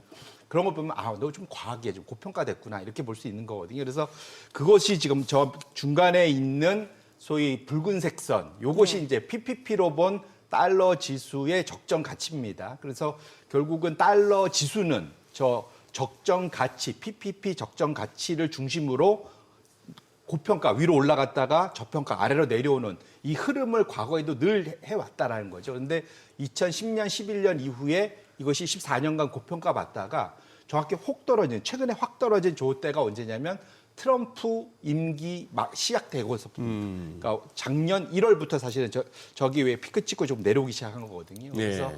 확실하게 이미 사이클상 주기로 놓고 봐도 이제 하향 쪽으로 가려고 하고 있고 고평가 영향에도 있기 때문에 미국도 사실은 저렇게 상황에서 저 물가를 어떻게 버티겠습니까? 네네. 내부 사람들도. 그래서 여러 가지 측면에서 놓고 보면은 상황 자체는 방향성은 우하향 쪽으로 보는 것이 좀 맞을 것 같고 통상적으로 달러가 약세로 가는 구조에서는 신흥국 주가가 훨씬 좋았거든요. 그래서 이미 그게 시작이 된 것. 아까 우리가 앞에 원자재 부국들이 주가가 좋았고 그 안에 또 우리가 거기 사다가 또 잘 생산하는 우리나라 같은 데도 주가가 2000년부터 2010년 사이에 주가가 좋았지 않습니까? 그와 같은 일들이 지금 본격적으로 시작된 거 아닌가 저는 개인적으로 그렇게 생각하고 있습니다. 네. 자, 지금 시각 8시 50분입니다. 오늘 양시장 호가 상황 좀 체크해 보겠습니다. 먼저 코스피 예상 체결지수부터 확인해 보겠습니다. 오늘 코스피가 0.4% 하락 예상되고요. 5,265로 집계됩니다. 코스닥도 0.3% 하락 예상됩니다. 예상 체결지수는 1,141로 나타나고 있고요. 시가총액 상위 종목 예상가 보겠습니다. 어제 많이 올랐었죠. 삼성전자 오늘 3.5% 지금 호가에서는 좀 하락 출발 예상되고 있고요. 16만 1,600원으로 집계가 됩니다. SK하이닉스 4.7% 하락 예상되고요. 호가 86만 4천 원. 이 가운데 현대차가 오늘 1.9% 상승 예상됩니다. 예상 최고가 50만 1,000원이고요. 삼성전자 우선주 3% 하락 예상됩니다. LG에너지솔루션 0.5% 내림세가 예상되고 있고요. 삼성바이오로직스 약보합 출발 예상되고 있습니다. 175만 원. 그리고 SK스퀘어가 3% 하락 예상됩니다. 하나 에어로스페이스 지금 호가는 129만 9천 원으로 지금 보합권 출발 예상되고 있고요. HD현대중공업이 1.2% 상승 예상되고 있고 두산 에너빌리티 호가는 9만 4,200원으로 3% 상승 출발 예상되고 있습니다. 코스닥 시가총액 상위 종목 예상가도 보겠습니다. 알테오젠 오늘 보합 출발 예상되고 있고요. 에코프로는 1.4% 하락 예상됩니다. 에코프로 BM 호가 21만 9천 원. 레인보로보틱스 예상 최고가 76만 원으로 0.5% 상승 예상되고 있고 삼천당제약 지금 호가는 52만 4천 원이죠. 리가캠바이오 지금 보합권 예상되고 있고요. ABL바이오가 0.8% 지금 하락 출발 예상됩니다. 코오롱티슈진 HLB 지금 호가 상황에선 보합 예상되고 있고 리노공업이 96,400원으로 집계가 됩니다. 자, 이제 개장까지 한 8분가량 남았습니다. 일단 오늘 지금 보니까 그동안 조금 쉬었던 현대차 쪽 현대차 그룹주들 주가가 좀 움직임이 있을 것 같고 금융주들 호가 분위기 좋아 보입니다. 또 아무래도 원전 쪽도 움직임이 괜찮아 보이네요. 네, 예. 미국 쪽도 뭐 금융주는 좋을 거라는 뷰가 있더라고요. 네. 특히 케빈 워시 맞아요. 지명 이후로는 워낙에 뭐 금융권에 대한 규제 싫어하는 걸로 유명한 사람이니까 현대차가 벌써 프리장에서 나쁘지 않게 반응해요. 뭐 한 2% 정도 상승 예상되고 사실 반도체 섹터가 막 움직일 때 또 상대적으로 약간 쉬어가는 면이 있었잖아요. 네, 그러니까 국내 증시도 빠른 순환매가 좀 나타나는 것 같아요. 그러네, 신기하네. 진짜 현대차 혼자 빨갛구나 이 와중에. 아까 우리 시작하기 전에 정민의 그 오늘은 뭐가 갈라나 했더니 뭐 송 대표님이 현대차 이러시더니만 아까 그냥 컨닝했습니다. 아니 아까 프리장에서. 저 한 9시 한 20분 그 무렵에 이미 아니 9시 20분 아니고 8시 20분. 8시 20분에 맞아. 프리장에서. 프리장에서 돌고 있었구나. 네, 이미. 아니, 잭스 트레이딩 살짝 저쪽에서 살짝 이미- 컨닝하셨구나. 예, 이미 컨닝하고 말씀드린 겁니다. 난 또 깜짝 놀랐네. 20일 거 해야죠. 아이고. 예. 요즘엔 다 어우. 8시부터 다 보잖아요. 맞아. 네. 그거 보고 하신 말씀이구나. 네, 맞습니다. 그때 뭐, 움직임이 있더라고요. 그러면 뭐. 아니 근데 네. 저기 아까 지난 주말 이번 주초 지나면서 케빈 워시가 의문의 일패를 당했다 하셨는데 워시 얘기 지금 안 해도 되죠 아직은 시기상조 아닙니까? 뭐 이제 인준되고 네. 실제 그 뭐 연준에 그 조인하고 나서 생각해도 될 것 같은데 조금은 그래도 미리 한번 네. 일단 결론부터 말씀드리면 이게 5월 달이 임기 시작해야 되는 거잖아요. 그렇죠. 근데 이게 톰 틸리스하고 트럼프하고 화해를 잘 할지가 고민스럽습니다, 지금. 이게 무슨 말이냐면 지금 예. 아시겠지만 공화당 지금 상하원의원 그분이 예. 또 뭐냐면 이 금융위원회 그 금융은행 소위 예. 그 거기에 멤버인데 이 톰 틸리스 상원의원이 올해를 끝으로 이제 자기 이제 의원 더 안 한다. 네. 이미 발표를 했기 때문에 뒤가 없는 분입니다. 그러니까. 눈치 안 봐도 돼요. 예, 그러니까 예. 하고 싶은 대로 하는데 이분이 요구한 게 뭐냐면 왜 연준을 이렇게 때려잡아? 특히 이제 화를 낸 게 뭐냐면 리사 쿡 기소하고 네. 파월 이번에 조사 들어간 예. 거. 이거는 말이 안 된다. 사실 거의 발끈한 거거든요. 네. 그래서 워시가 아닌 워시 헤레비를 데리고 와도 나는 이거 해결되기 전까지는 통과 안 시켜. 거의 상원에서 통과 안 시키면 통과 안 되는 거거든요. 예. 근데 실제로 지금 듀운 같은 이제 그러니까 상원 쪽의 대표, 공화당 대표조차도 저건 우리가 어떻게 할 수가 없어라고 얘기했기 때문에 결국은 트럼프 행정부가 뭔가 수를 내야 되는 상황인데 지금 트럼프 입장에서 여기서까지 밀리면 안 된다고 생각하는 것 같아요. 최근에 많이 밀리는 모습을 보였기 때문에 그런 측면에서 놓고 보면 5월 달까지 그 안에 정말로 이거 혹시 딜레이 되는 거 아니야? 그러니까 이게 미뤄지는 거 아니야? 뭐 이런 걱정. 그러니까 결국은 트럼프가 또 이제 유연하니까 중간에 좀 뭔가 수를 얘기하겠지만 어쨌든 그 변수가 하나 있고요. 사실은 그거보다는 재미있는 그 두 가지의 그 통계가 있어서 제가 합쳐갖고 갖고 와봤습니다. 네. 뭐냐면 일종의 이제 새 연준 의장 시장이 길들이기. 그 이제 그겁니다. 무슨 시장이 연준 의장을 길들인다고요? 그렇죠. 보통 이게 그러니까 소위 신참이 들어오면 예. 회사나 이런 데서 놀리기도 하고 뭐 쓸데없는 거 막 시키기도 하고 뭐 예, 이러잖아요. 예. 그런 것처럼 이게 재미있는 건데 이게 뭐냐면 지금 요게 두 가지 자료를 제가 섞은 겁니다. 뱅크 오브 아메리카 자료랑 바클레이즈 자료를 두 개 섞은 건데 신임 연준 의장이 왼쪽에 있죠. 맨 밑에가 파월이고 저 위가 이제 번스, 아서 번스부터 해서 파월까지의 지금 7명의 지금 연준 의장이 있었는데 보통 그 시장 중에 이제 채권 시장 금리는 그 지명이 되면 신임 연준 의장이 지명이 되면 보통 지명된 사람은 대부분 비둘기파라고 생각할 거잖아요. 네. 근데 아이러니하게도 시장은 그때부터 임기가 시작되는 이후까지 해서 한 3개월간은 지명되자마자 3개월간은 금리를 쫙 끌어올립니다.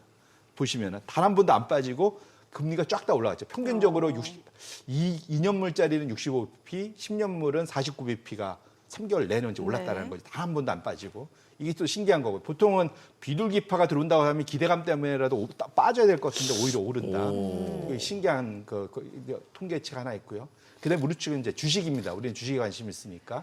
그래서 임기를 시작하고 1개월 내, 3개월 내, 6개월 내, 12개월 내 그 사이에 그 기간 내의 최고점에서 얼마까지 빠졌다가 뭐 당연히 올라갈 수 있겠죠. 근데 최저점까지 그걸 맥시멈 드로우다운이라고 합니다. 최대 하락폭이 얼마까지 나타났냐를 좀 표시한 건데 하락폭이 평균적으로 뒤로 한 12개월까지 가면은 한 18%까지도 한번 크게 변동성이 있었다.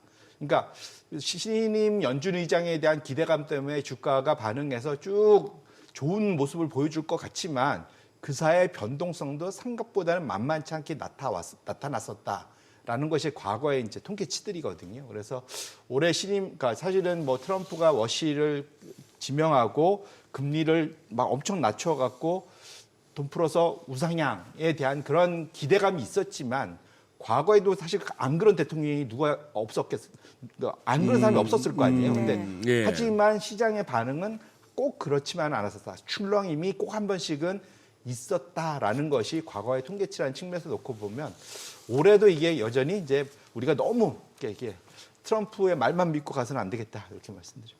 근데 이 그림은 재밌네요. 연준 의장 키하고 금리. 요게 신임 연준 의장이 나올 때마다 이게 업데이트되는 그림입니다. 말하자면. 근데 이게 재밌는데 이 옆으로 놀려놓으니까 다 뚱뚱이들이 되셨는데. 저기 가운데 제일 작은 게 옐런이네요. 예, 이제 키가 좀 작으시죠. 제일 160. 왼쪽에 보자. 볼커, 그린스펀, 예. 버냉키, 제니 옐런, 제롬 파월 그리고 이번에 워시. 파월보다 워시가 1cm가 큰 거예요? 정확치가 않습니다. 이게 6피트 뭐 이렇게 나오는데 1cm면 오차범위 아니? 예, 그렇죠. 사실은. 그러니까 워시는 키높이 구두 신으면 안 되겠다.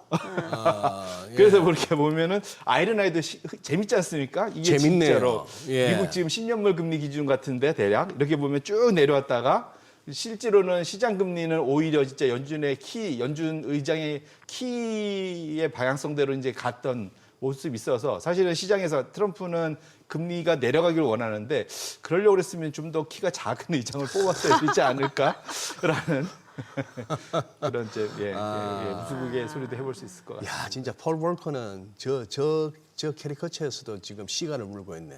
진짜 저분의 회의할 때도 보면은 그 물고 있었던 게 물고 나쁘지 있었고 않습니까? 타임지 표지에도 보면은 저거 물고 있는 폴 볼커의 얼굴이 기억나는데, 야, 진짜 잘 때도 물고 있을 수도 있겠다, 저 사람. 그러네요. 근데 트럼프는 워낙 또 외모도 보잖아요. 그렇죠. 예. 아무래도 그런 부분에서 또 이제 케빈 워시를 지명했다는 소식도 나오고 있고. 10년 전에 지명 못한 거를 되게 아쉬워했잖아요. 예, 그때 너무 젊고 잘생겼다고. 젊고 잘생긴 게 이게 약간의 핸디캡이 되는 건 저 처음 알았습니다. 근데 뭐랄까요? 역대 거기로 쳐보면 케빈 워시가 빠지지는 않는 게 예를 들어서 누구는 학계에서 누구는 전계에서 뭐 이렇게 할 수 있는데 케빈 워시는 두루두루 다 해봤네요. 공부할 만큼 했죠. 월가에도 있어봤죠. 그래요. 개장하고 자세히 이야기 나눠보겠습니다. 자, 오늘 국내 증시름 확인해보죠. 개장합니다.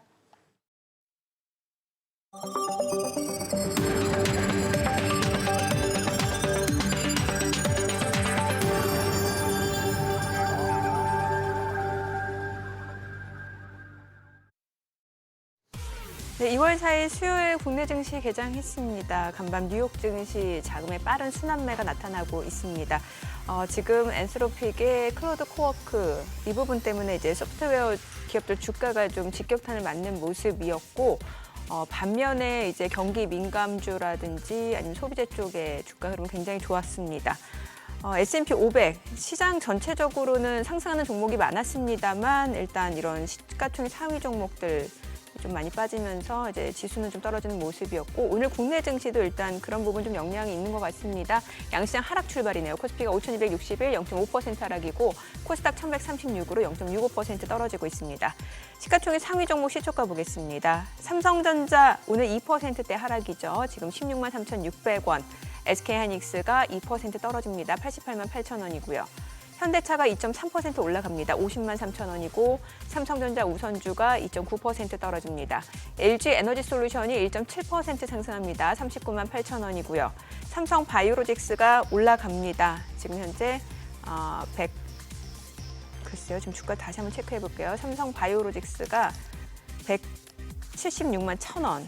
지금 외국계 창구에서 매수 주문 좀 유입되고 있는 모습이고 SK스퀘어가 0.5% 떨어집니다. 54만 3천 원이고 하나 에어로스페이스가 130만 4천 원으로 0.38% 상승합니다. HD현대중공업이 58만 4천 원, 기아가 0.4% 상승으로 15만 4,800원에 거래되고 있습니다.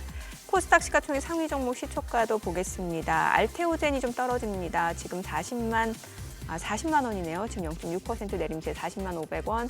에코프로가 0.9% 상승합니다. 17만 1,800원. 에코프로 BM은 떨어집니다. 21만 8천 원이고 레인보우 로보틱스가 지금 보합이고요. 삼천당제약이 53만 1천 원으로 0.38% 상승합니다. 에이벨바이오 보합이고 리가켄바이오는 1.6% 떨어집니다. 코오롱 티슈진이 1.9% 상승하면서 10만 7천 원이고요. HLB는 약보합권, 리노공업은 2% 하락합니다. 9만 4,700원에 거래되고 있습니다. 오늘 시장에서 특징을 보여주고 있는 섹터 종목들 좀 체크를 해보도록 하겠습니다. 자, 오늘 장에서 지금 보셨다시피 이제 현대차 그룹주들이 좀 움직임이 이어지고 있는 상승 모습이고 보니까 지금 이제 뭐 동양고속, 천일고속 이런 종목들 아무래도 이제 서울 고속버스터미널 재개발 관련 종목으로 좀 엮이면서 좀 테마성으로 움직임이 나타나고 있는데 이런 동양고속, 천일고속이 어제장에서도 좀 움직임이 있었고 오늘도 좀 상승 흐름을 보여주고 있는 상황이고요. 그리고 통신주들 흐름도 좋습니다. SK텔레콤이 지금 7% 올라갑니다. 7만 9천 원. 그리고 KT, LG, U+도 상승 흐름 보여주고 있고요. 특히나 SK텔레콤 주가가 굉장히 탄력적으로 올라가고 있는 상황이죠. 그리고 스페이스X 관련 종목들이 또 움직입니다. 미래에셋 벤처투자가 17% 급등합니다. 2만 5,800원 선을 중심으로 흐름 이어지고 있고 세아베스틸 지주도 5% 상승 중이고요. 그리고 미래에셋증권은 좀 떨어집니다. 어제 뭐 20% 넘게 급등을 했었죠. 아주아이비 투자가 1.7% 상승 중이고요. 또 나노팀은 3% 상승 흐름 보여주고 있습니다. 자, 그 밖에는 앞서 보셨다시피 이제 자동차 관련 종목들 현대차가 지금 5% 올라갑니다. 51만 7천 원까지 올라가고요. 한원시스템, 기아 각각 5%에서 2% 상승세, 현대모비스도 상승 중이고 현대위아, HL만도까지도 움직임 이어집니다.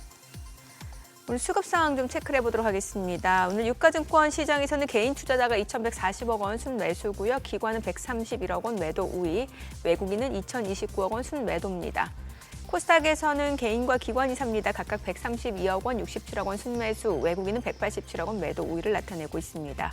환율 체크하겠습니다. 달러원 환율입니다. 자, 오늘 환율은 저희 잠시 후에 지금 보니까 4원 50전 하락하네요. 1,449원 90전에 개장이 됐습니다. 자, 오늘은 국내 증시 쪽에서도 빠른 순환매가 이어지고 있네요. 지금 보니까. 그렇죠. 네. 예. 외환시장, 채권시장은 그냥 고만고만하고 네. 환율은 1,450 중심 한참 갈 것 같은데 금리도 보합인데 우리는 지수 파란 거를 갖다 용납을 못하네, 그죠? 시장도 용납을 못하고 정부도 용납을 못하는 것 같습니다. 어쨌거나 무조건 지금은 네. 올라야 된다 하는 그런 어떤 분위기에 또 뭐 그걸로 치면은 탄약고에 뭐 탄약이 든든하게 준비되어 있고 밤새 놀아도 될 만큼 옆에 또 캠프파이어 한참 하고 있는데 옆에 뭐 장작이 수북하게 쌓여 있네요. 이거는 뭐 술만 안 떨어지면은 완전 뭐 날밤 까는 겁니다. 이거는 분위기가. 소장님의 그런 찰진 비유는 다 어디서 나오는 거예요? 그냥 떠오르잖아요. 막 떠올라요? 막 떠올라요. 괜찮았어요 방금 거? 네. 비유가 너무 찰져가지고. 찰져가지고. 네. 그러니까. 아니 그래서 앞서 저희 했던 얘기가 네. 트럼프 뭐 케빈 허시 지명 얘기했었고 네. 또 참 미국에 요즘 보니까 그 ISM 제조업 지표가 오랜만에 50을 넘었어요. 이거 경기 확장이란 얘기잖아요. 네. 말씀 주신 대로 다들 반색을 했죠. 네. 좋아도 많이 좋아졌던데. 네. 그러니까 그래서 이제 드디어 트럼프의 정책이 통했다. 이제 트럼프 정책 통한 거 맞아요? 근데 일단 그거 이제 거기에 대해서 말씀드리고 네. 싶은데 예. 일단은 그러니까 뭐랄까 약간 경계할 필요는 있겠다 네. 말씀을 드리고 싶은데 일차적으로는 전에도 한번 보였던 차트인데 사실 이것이 미국에서만 일어나는 일은 아니고 전 세계적으로 세계 제조업 지수는 제조업 PMI는 이미 올라가고 있었다. 거기에 이제 미국도 이제 한번 올라탄 거다 보셔야 될 것 같은데 가장 큰 이유는 우리가 왜 맨날 이게 연준이 어떻게 하느니 또 우리 한국은행이 어떻게 하느니 보는 이유가 통화 정책을 완화시키면 네. 결국 그 돈이 풀려서 경기가 좀 훈훈해지고 그러면 그것이 이제 제조업 PMI나 이런 것들이 올라가고 성장률 올라오고 뭐 이런 거잖아요. 사실은 제조업 PMI도 보는 이유가 선제적으로 GDP는 되게 3개월에 한 번씩 천천히 나오는데 PMI는 매달 우리가 체크할 수 있고 이해가 GDP 성장률과 가장 밀접하거든요. 네. 그래서 이제 이걸 보는 건데 지금 보시면 보통 8개월 앞서서 저 파란색 그러니까 하늘색 선 얇은 하늘색 선이 뭐냐면 지금 각 전 세계 중앙은행들의 소위 그 금리 인하 인상인데 뒤집어 놓은 겁니다. 그걸 누적해 놓은 거예요. 이게 무슨 말이냐면 지금 보면 인하가 훨씬 많은 거죠. 지금 위로 올라갈수록. 지금 그러니까 사실은 이미 앞에 최근 한 1년 앞서서 그러니까 중앙은행들이 인하를 많이 해놓으니까 그 효과가 드디어 실물 경기에 도달을 하고 그러다 보니까 검정색 이게 그 제조업 PMI, GDP와 가장 연동이 높아 있는 얘네들이 따라 올라가고 있다. 예. 그러니까 이미 이것은 예정돼 있는 거다. 근데 예. 미국은 보시면 지금 그 파월 연준이 작년에 연속 3회 인하했고 그 전에 한동안 쉬다가 그 전에도 한두 번 인하를 했었죠. 그래서 지금 상황을 놓고 보면 미국은 이 효과가 나타나려면 조금 더 뒤일 것 같긴 한데 사실은 더 걱정스러운 것은 미국은 다음 차트입니다. 보시면 미국이 좀 소외되고 있어요. 전 세계 교역량, 무역 교역량에서 소외되고 있는데 지금 무슨 말이냐면 지금 차트를 보시면 이것이 미국의 10대 항구, 10개 대형 항구에서 수입하는 물동량의 증가율입니다. 붉은색 선이 3개월 이동평균의 YY 전년 동월비 증가율인데 보시면 살짝 좀 밑으로 마이너스권으로 좀 내려가 있는 게 보이시잖아요. 예. 그러니까 트럼프 1기, 2기가 시작되면서 관세 막 난리칠 때는 상당히 플러스권을 유지했다가 지금 하반기 들어오면서 쭉 마이너스가 왔는데 이게 이제 미국뿐만 아니라 전 세계도 같이 저러느냐 그걸 보실 필요가 있는데 그 다음 차트를 열어봐 주시면 미국만 저렇다는 거예요. 지금 문제는 이게 지금 보시면 지금 미국은 하하. 붉은색 선 예. 마이너스로 확 내려갔는데 예. 미국 빼고 나머지는 파란색은 오히려 살짝 또 올라가고 있죠. 이게 무슨 말이냐면 이게 미국이 아까 이게 아이러니하다고 말씀하신 건 똑같은 건데 네. 미국이 때리니까 나머지 나라들이 우리도 먹고 살아야 되잖아요. 우리도 먹고 살아야 유럽도 먹고 살아야 되고 그러니까 미국 절로 빼놓고 우리끼리라도 한번 좀 거래를 많이 해보자. 이 일들이 벌어지고 있다라고 해석을 해야 될 것 같고요. 그러다 보니까 미국만 지금 사실은 저 전체 교역에서 빠져 있고 나머지 나라들은 오히려 교역량이 좀 더 활발해지는 방향으로 가고 있다. 이 얘기는 지금 이번에 그러니까 ISM 제조업 지수가 신규 주문이 올라가면서 좋게 나타난 건 다행스럽긴 하지만 그것이 과연 지속 가능할까? 라는 고민이 분명히 있을 것 같고요. 그다음에 두 번째로는 이것이 또 의미하는 건 우리 또 1월 달 우리 수출에서도 나타났잖아요. 지역이 네. 상당히 좀 다변화됐지 않습니까? 네. 그래서 이런 것이 꼭 우리뿐만 아니라 전 세계적으로 나타나는 현상이라서 트럼프의 이것이 지금 올해 지금 중간 선거를 앞두고 있어서 이것의 효과가 후과가 올해 뒤로 나타날 때 미국에서 약간 이게 불협화음이 나오지 않을까라는 걱정 뭐 이런 것들도 왜냐하면 미국 경제가 전 세계에서 제일 크니까 얘가 좀 흔들리면 이것도 같이 문제가 되잖아요. 그래서 이거는 우리가 당분간 좀 잘 지켜볼 필요가 있겠다 이렇게 말씀드립니다. 네네.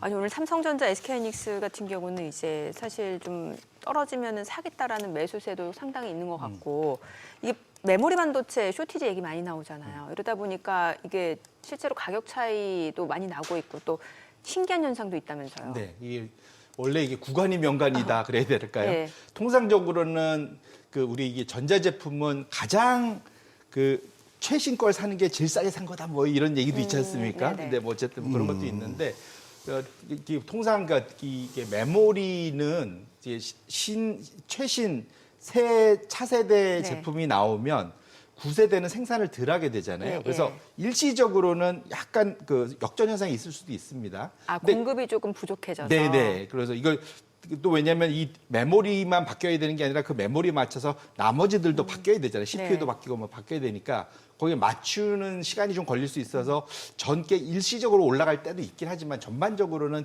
격차가 나는 게 맞거든요. 그런데 그리고 그것이 되게 짧게 나타납니다. 그렇게 해서 통상은 다 하향하는데 한 2배 차이 나서 시작을 했다가 더 최신 것이 서서히 내려와서 거의 빨리 그 전 9세대하고 맞춰지는 이 방향 이렇게 내려오는 방향성이거든요. 근데 이번에는 완전히 달라졌는데 보시면 왼쪽이 DDR5 요즘 이제 최신으로 쓰는 겁니다.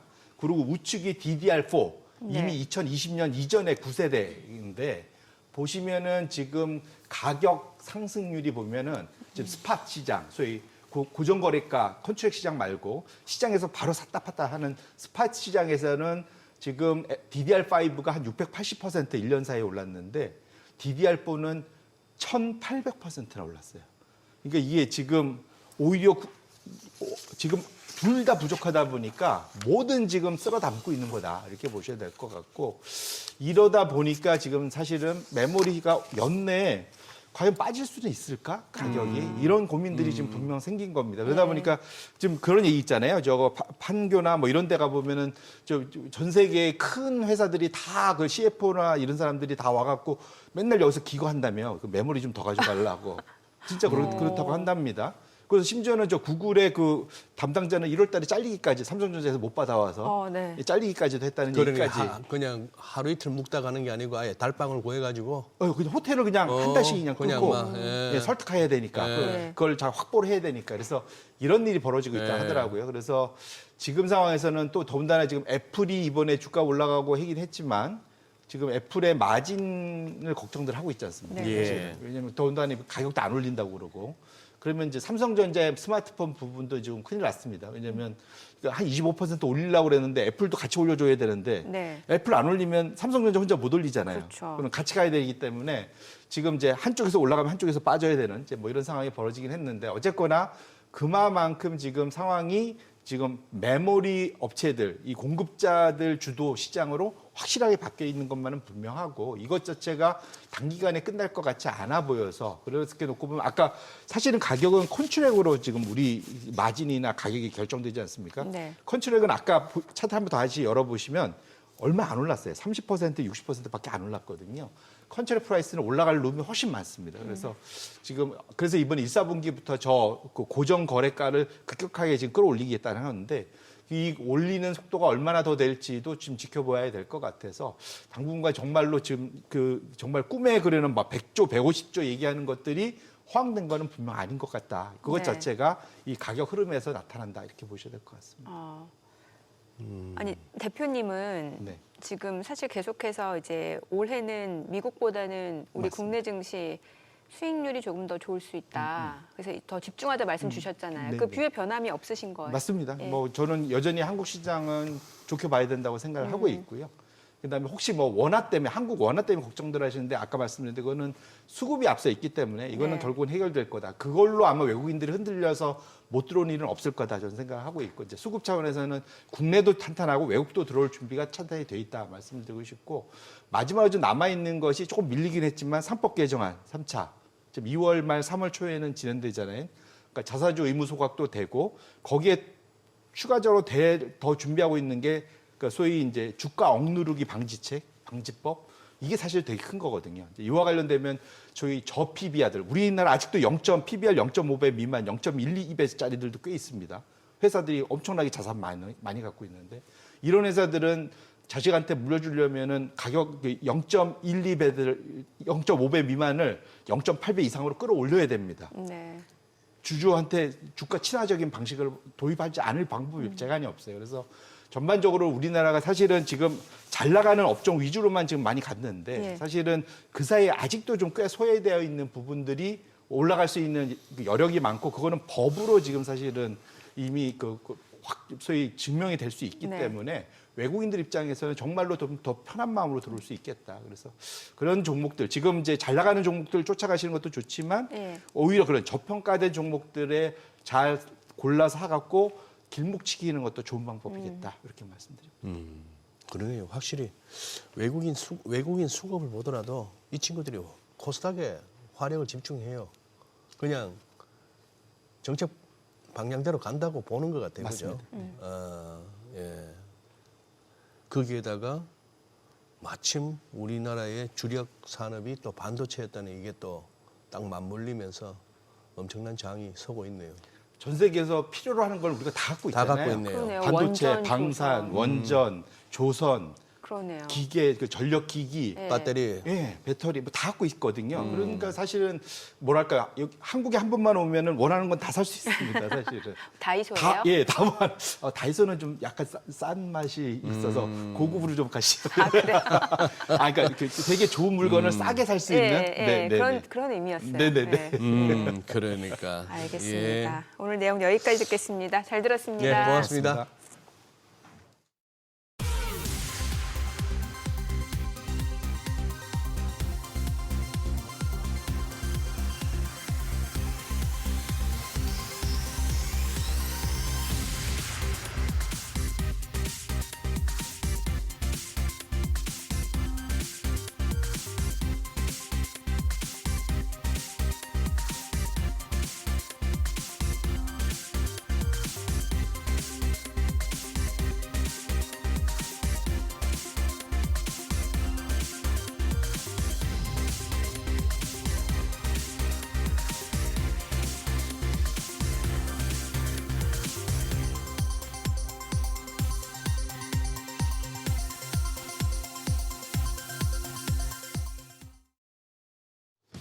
이 시각 시황입니다. 현재 국내 증시 양대 지수 모두 상승하고 있습니다. 시장 굉장히 강한 모습입니다.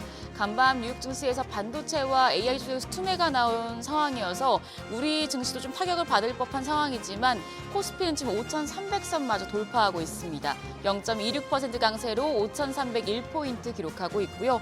코스닥은 더 크게 올라갑니다. 1.1% 추가적인 오름세 1,157선에서 움직임 전개되고 있습니다. 수급 상황 보시죠. 유가증권 시장 오늘은 개인과 기관이 사고 외국인이 팝니다. 외국인 2,889억 원 매도 우위 기록하고 있고요. 반면 기관은 630억 원 사자 포지션, 개인도 오늘은 2,393억 원 순매수하고 있습니다. 코스닥 시장입니다. 코스닥 시장에서는 메이저 수급 주체 쌍끌이 매수세가 유입됩니다. 외국인이 500억 원 넘는 매수 우위 기록하고 있고 기관 역시도 오늘 490억 원 사자 포지션 취하고 있습니다. 여기서는 개인만 홀로 1,000억 원 가까이 팔아냅니다. 등락률 상하위 업종입니다. 현재 무선통신 서비스와 창업투자, 자동차 업종이 상승률 상위권에 위치해 있습니다. 반면 어제와 반대로 반도체와 반도체 장비단이 하락하고 있고요. 소프트웨어와 증권 업종도 하락폭이 큰 것으로 집계됩니다. 그럼 시장을 주도하는 테마 종목별 시세 체크하시죠. 스페이스 X 관련주가 상승세 이어갑니다. 일론 머스크 CEO가 자신의 두 기업인 스페이스 X와 XAI를 합치려는 배경에 인공지능 개발에 필요한 자금이 부족한 현실이 자리하고 있다는 외신 보도가 나왔습니다.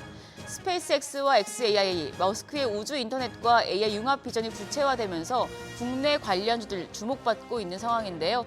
이쪽에서는 미래에셋 벤처 투자가 17% 가까이 상승합니다. 거래가 25,850원이고요. 세아베 스틸 지주가 4.4% 강세로 85,100원, 이녹스 첨단 소재도 4.8% 오름세로 4만 원대 거래되고 있습니다. 다만 지금 일부 종목들은 하락 전환이 됐습니다. 아주 IB투자와 나노팀은 약세 보여주고 있습니다. 에너지 저장 장치 ESS 관련주가 강세 기록 중입니다. 최근 배터리 기업들이 전기차 배터리 대신 수요가 큰 ESS 쪽에 주목하고 있는 상황이죠. AI 데이터 센터가 밀집한 미국에서 ESS 수요가 빠르게 늘고 있고 트럼프 행정부의 중국산 배척 기조가 한국 기업의 기회로 작용하고 있는 분위기인데요. 국내 증시 관련주 내에서는 한전산업이 22.6% 급등하며 16,390원, 서진시스템이 11.3% 강세로 45,550원, 그리고 HD현대에너지솔루션이 8% 가까이 상승합니다. 거래가 58,500원이고요. 금양그린파워가 6.4% 오름세로 11,060원, 또 RS오토메이션도 3.9% 강세 기록하고 있습니다. 거래가 24,000원으로 집계됩니다. 원자력 발전 관련주가 주목받고 있습니다. 팀코리아의 미국 원자력 발전 시장 참여 가능성이 높아질 것인 만큼 팀코리아 관련주에 주목해야 한다는 증권가 의견이 나왔습니다. NH투자증권은 미국이 자국 내 원자력 발전 건설을 승인할 수 있는 파트너 중 한국과 경쟁할 만한 국가는 없다며 이같이 밝혔는데요. 이 소식에 국내 원전 관련주들 중에서는 한전산업 24.5% 급등세 보여주고 있고요. 대우건설도 9.8% 가까이 상승 중입니다. 거래가는 5,610원, 우진이 8.1% 오르며 26,550원대 거래되고 있고 금양그린파워가 7.5% 강세 흐름 보여주고 있습니다. 강원에너지도 6% 가까이 상승합니다. 현재 거래가 17,340원으로 집계됩니다. 이어서 오늘은 자동차 관련주 흐름이 좋습니다. 자동차 대표주 쪽에서는 한온시스템이 8% 가까운 강세 보여줍니다. 3,660원이고요. 현대차가 오늘 추가적인 오름세 기록하고 있습니다. 3% 가까이 오르며 50만 7천원. 기아가 1.6% 강세로 거래가 15만 6,400원입니다. 또 현대위아가 0.6%, HL만도도 0.6%대 오름세 기록하고 있습니다. HL만도 거래가 6만 3,200원으로 집계됩니다. 우리 시장이 추가적인 상승을 하며 저력을 보여줍니다. AI 우려에도 흔들리지 않으며 코스피가 지금 5,300까지 돌파했는데 오늘은 2차 전지와 자동차 쪽이 주도하는 장세여서 이 부분 참고하시면서 시장 대응하시기 바랍니다. 지금까지 시장 상황 전해드렸습니다.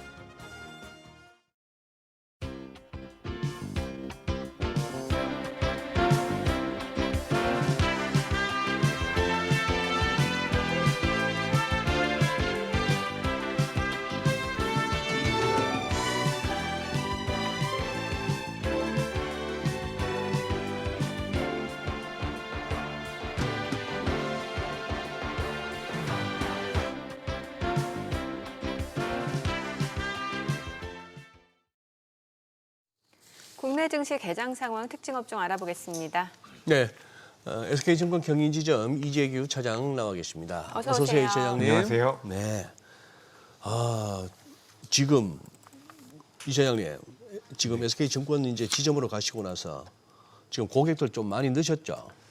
네, 좀 늘긴 했는데 아직도 많지는 않습니다. 많지는 않고 저기 고객들 뭐라고 할까요?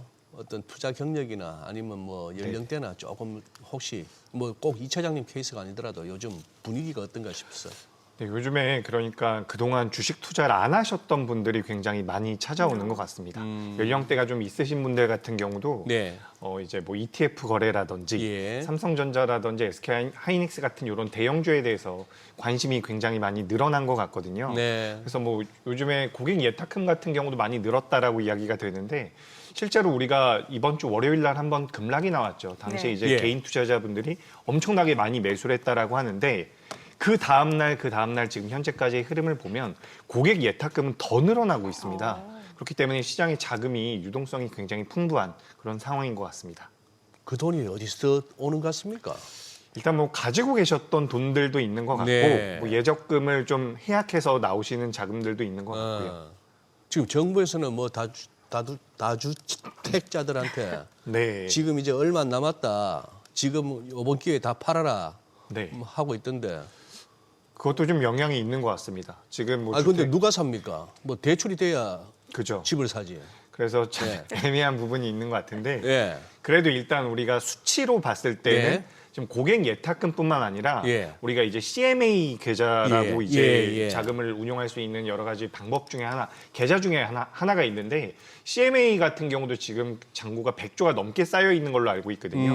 그래서 CMA에서 또 이제 주식 계좌로도 자금이 넘어올 가능성이 있다라고 보면 시장의 유동성은 굉장히 풍부한 상황인 것 같습니다. 그 부동산과 관련되어 있는 부분 같은 경우도 내러티브로도 작용이 될 수가 있고 네. 실제로 내가 뭐 건물을 하나 팔고 내가 주택을 하나 팔면 주식 투자를 하겠다라는 분들도 간혹 계시거든요. 어허. 근데 이제 뭐 판매가 될지는 모르겠지만 예. 뭐 어쨌든 시장의 분위기 자체는 증시를 좀 부양하겠다라는 쪽으로 계속해서 만들어지고 있는 것 같습니다.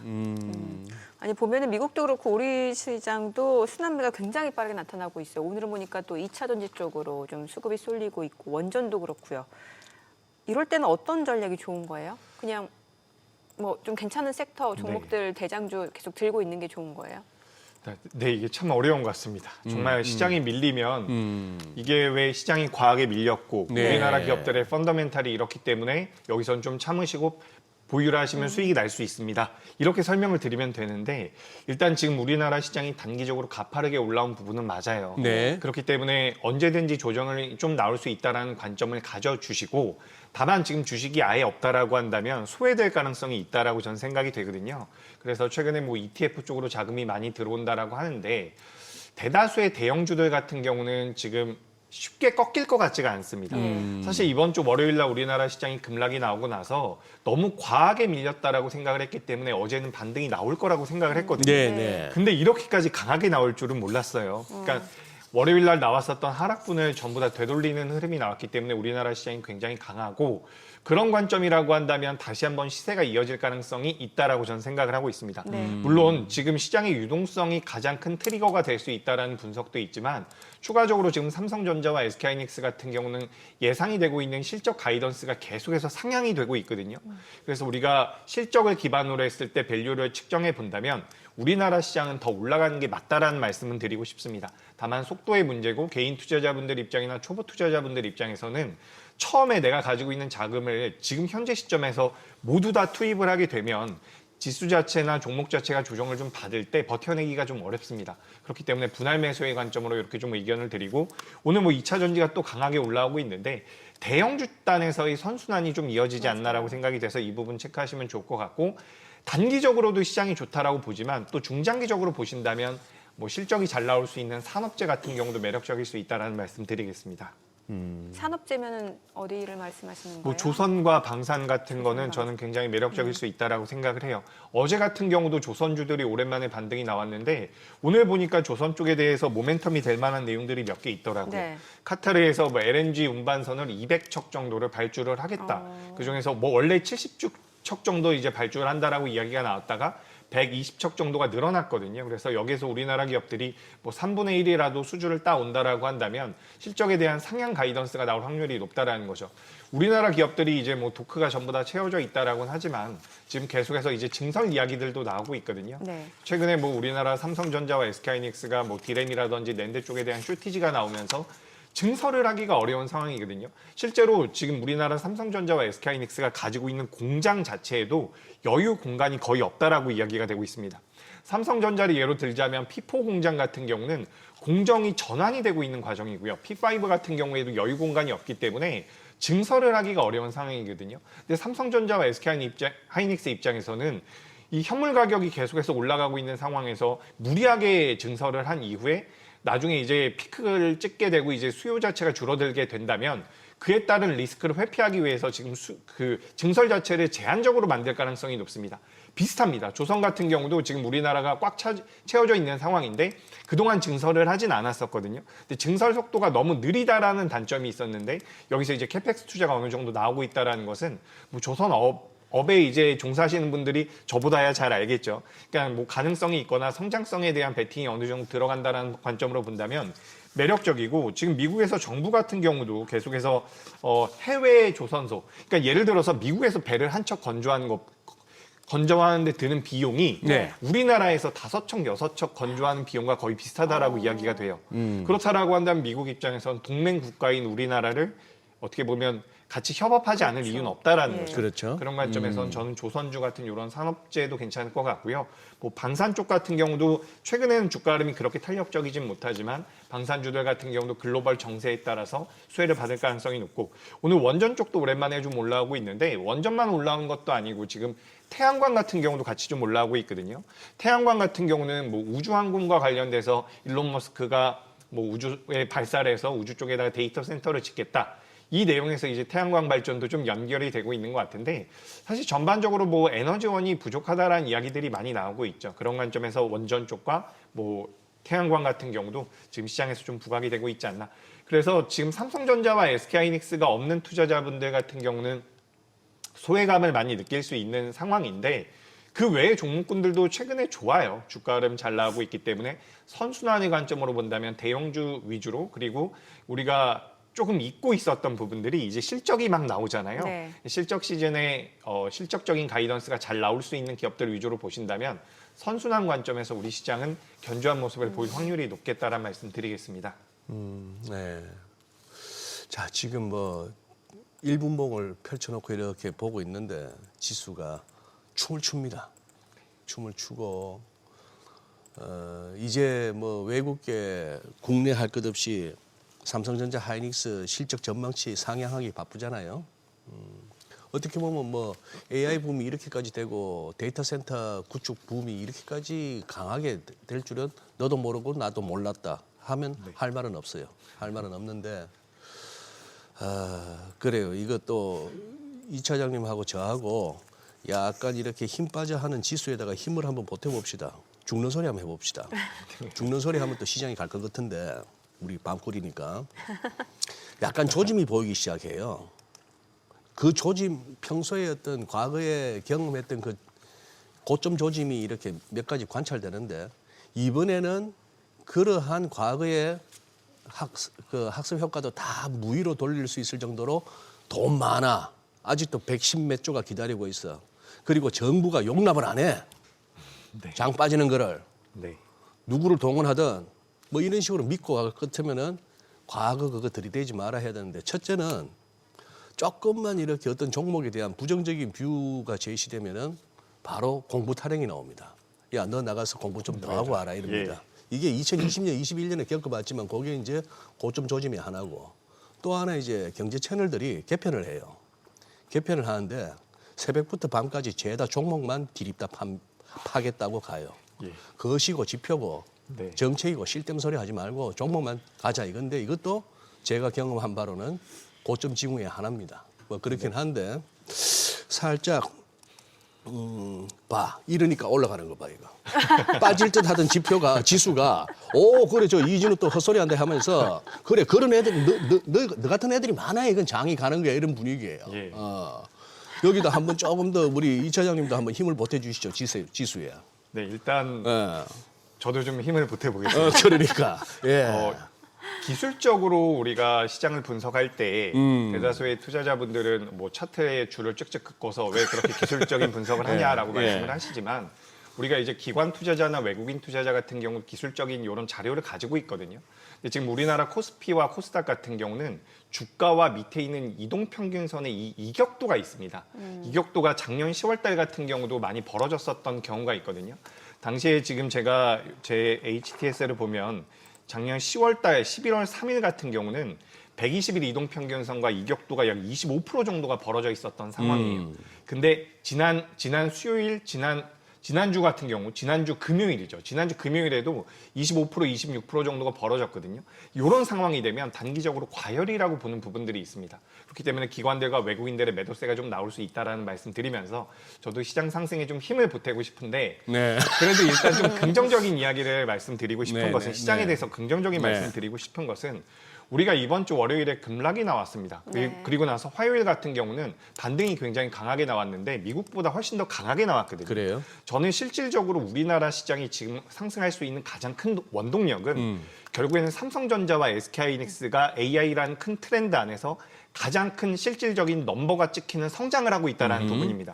만약에 삼성전자와 SK하이닉스가 우리나라 기업이 아니었다라고 한다면 이렇게까지 미증시에 대비해서 우리나라 시장이 강하지 못했을 거라고 생각을 하고요.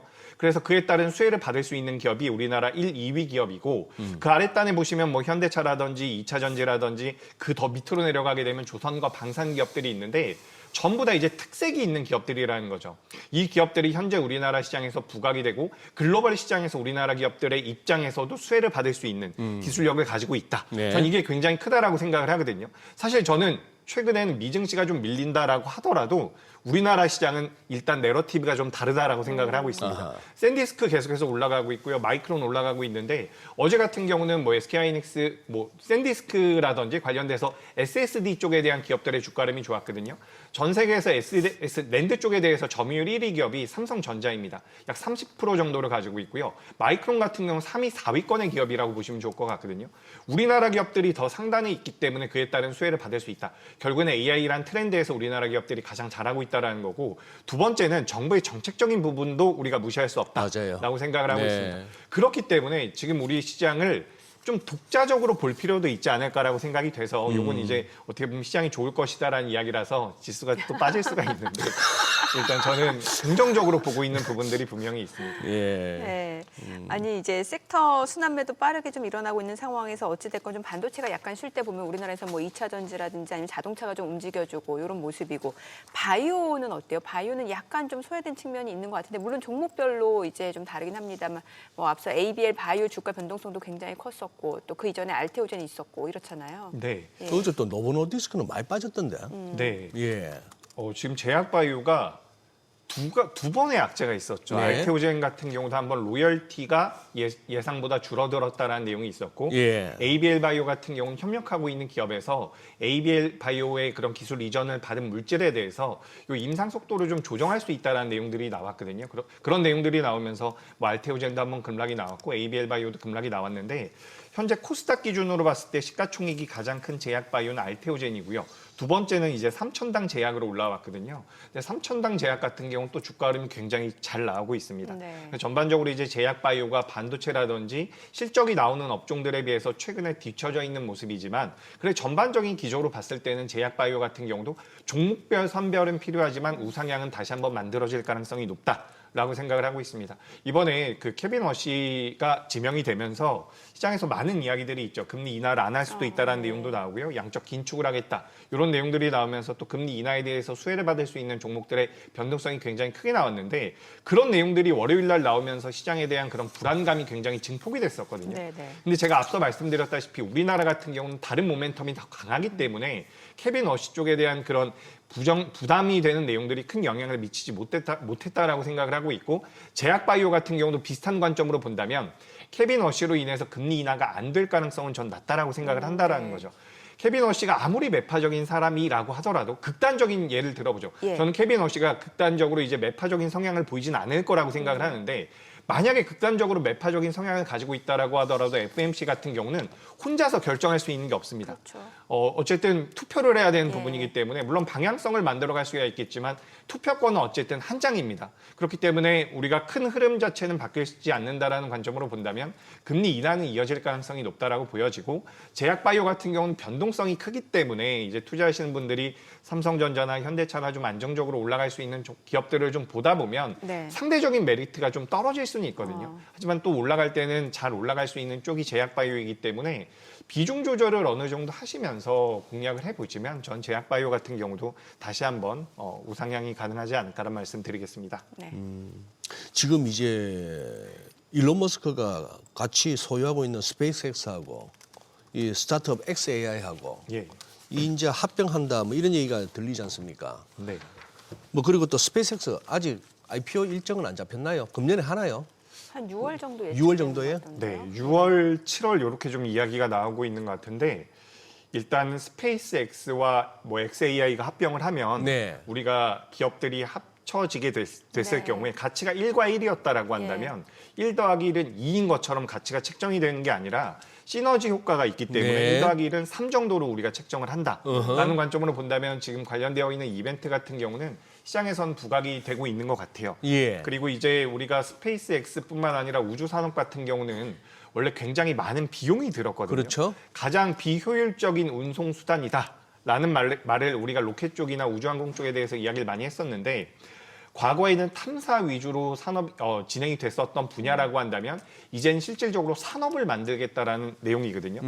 재발사를 할 수 있고 발사체를 또 한 번 사용할 수 있는 상황이기 때문에 발사 비용 자체가 많이 줄어들었습니다. 네. 발사 비용이 줄어들었기 때문에 정말 많이 이제 우주로 인공위성을 올려서 거기서 무언가 산업을 진행을 하고 다른 행성에다가 이제 뭐 데이터 센터를 건설하겠다 이런 내용들이 나오고 있거든요. 근데 이게 굉장히 먼 이야기 같지만 또 그렇지도 않은 것 같습니다. 지금 미국의 FCC라고 해서 연방통신 무슨 위원회라는 네네. 그런 기관이 있거든요. 그 기관에다가 스페이스X가 100만 기를 띄우겠다라고 지금 승인을 요청했다라고 하거든요. 우리가 뭐 한 10,000기 정도만 올라간다라고 하더라도 시장에선 큰 이벤트가 됐는데 이번에 100만 기 이야기가 나왔다라는 것은 예. 굉장히 큰 모멘텀이 될 수 있다라는 말씀을 드리고 싶고 예. 그런 관점에서 이제 우주항공 같은 경우는 산업으로 좀 변모하고 있다. 그리고 머스크 같은 경우도 계속해서 불가능에 가까웠던 일들을 계속해서 하나씩 만들어 나가고 있는 부분들이 있어서 관련돼서 이제 우주항공 쪽에 대해서는 저는 성장 섹터이고 최근에 주가 흐름 기준으로 봤을 때 너무 가파르게 올라온 부분들은 있지만 그래도 예를 들어 가지고 뭐 한국 항공우주 같은 기업들은 네. 많이 올라왔다라면 많이 올라왔다라고 볼 수도 있지만 가치적인 측면에서는 추가 상승의 가능성도 전 있다라고 보여지거든요. 그래서 우주항공 같은 경우는 스페이스X라는 모멘텀으로 인해서 좀 움직일 수 있지 않을까.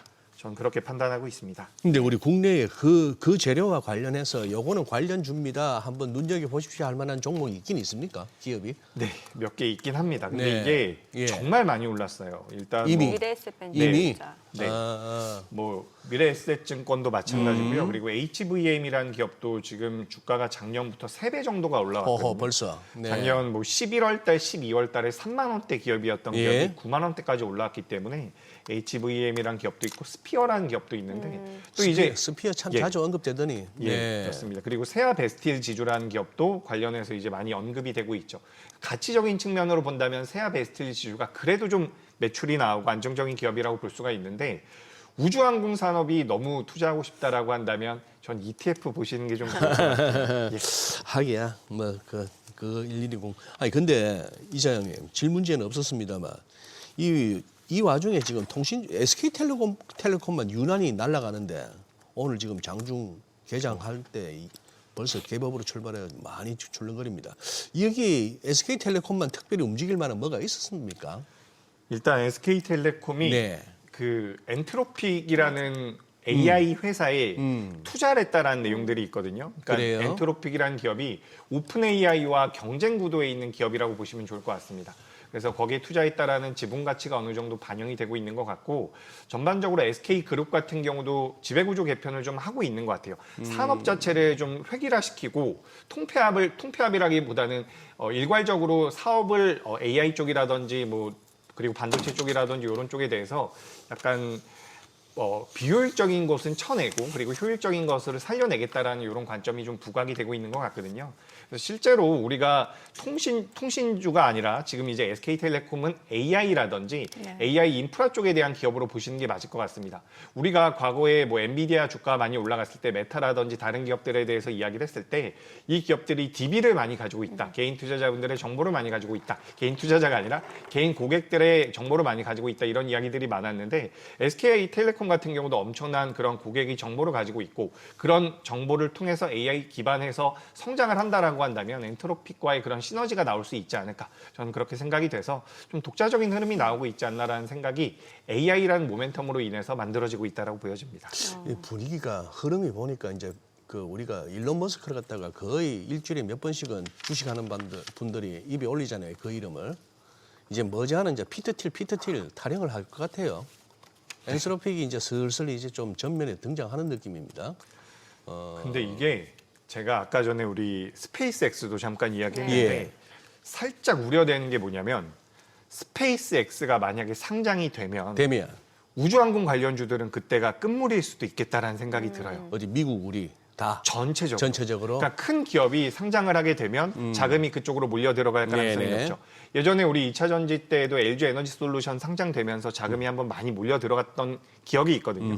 근데 뭐 스페이스X도 마찬가지고 엔트로픽 같은 경우도 만약에 미국에 상장이 되면 미국이라든지 어디에 상장이 되면 일단 대여가 상장을 한 거잖아요. 예. 그때는 어떻게 보면 주가 자체로는 피크가 한 번 정도 나올 수도 있지 않을까라는 우려가 있어가지고 저는 상장은 좀 늦게 됐으면 좋겠다라는 개인적인 말씀을 드리겠습니다. 아, 새로운 뉴스라고 하니까. 그러니까. 예. 아니, 금융주들도 보면은 이게 딱 타이밍적으로 봤을 때는 이제 케빈 하우스 지명되고 나서 금융주들도 2월달 들어서 좀 가파르게 올라가거든요. 금융주 좋다는 얘기 많더라고요. 그죠. 금융주 중에서는 지금 업종 지수로 보면 증권 업종이 압도적으로 강한 모습입니다. 물론 지금 뭐 KB금융이나 신한지주 같은 경우도 오늘 신고가가 나오는 부분들이 있거든요. 그래서 네. 금융 쪽과 이제 증권 쪽은 우리가 좀 나눠서 생각할 네. 필요가 있는데 증권 쪽 같은 경우는 아시다시피 거래 대금이 지금 시장에 굉장히 많이 붙고 있는 상황이기 때문에 기본적으로 수익성이 좋아지고 있습니다.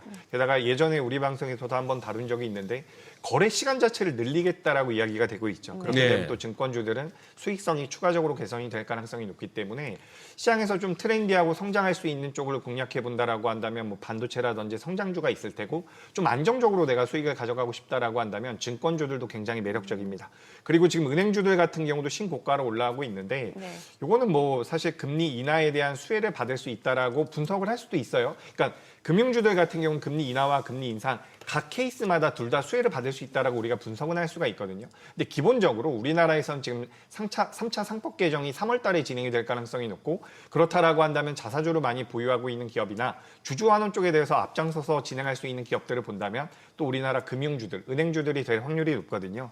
그런 관점으로 본다면 증권과 은행이 어떻게 보면 약간 상반되어 있는 그런 사업 구조를 가지고 있다라고 볼 수도 있지만 네. 비슷한 분야도 있고 추가적으로 각각 가지고 있는 상승 모멘텀은 있지 않나라는 말씀 드리겠습니다. 알겠습니다. 오늘 내용 잘 들었습니다. 네, 고맙습니다. 고맙습니다.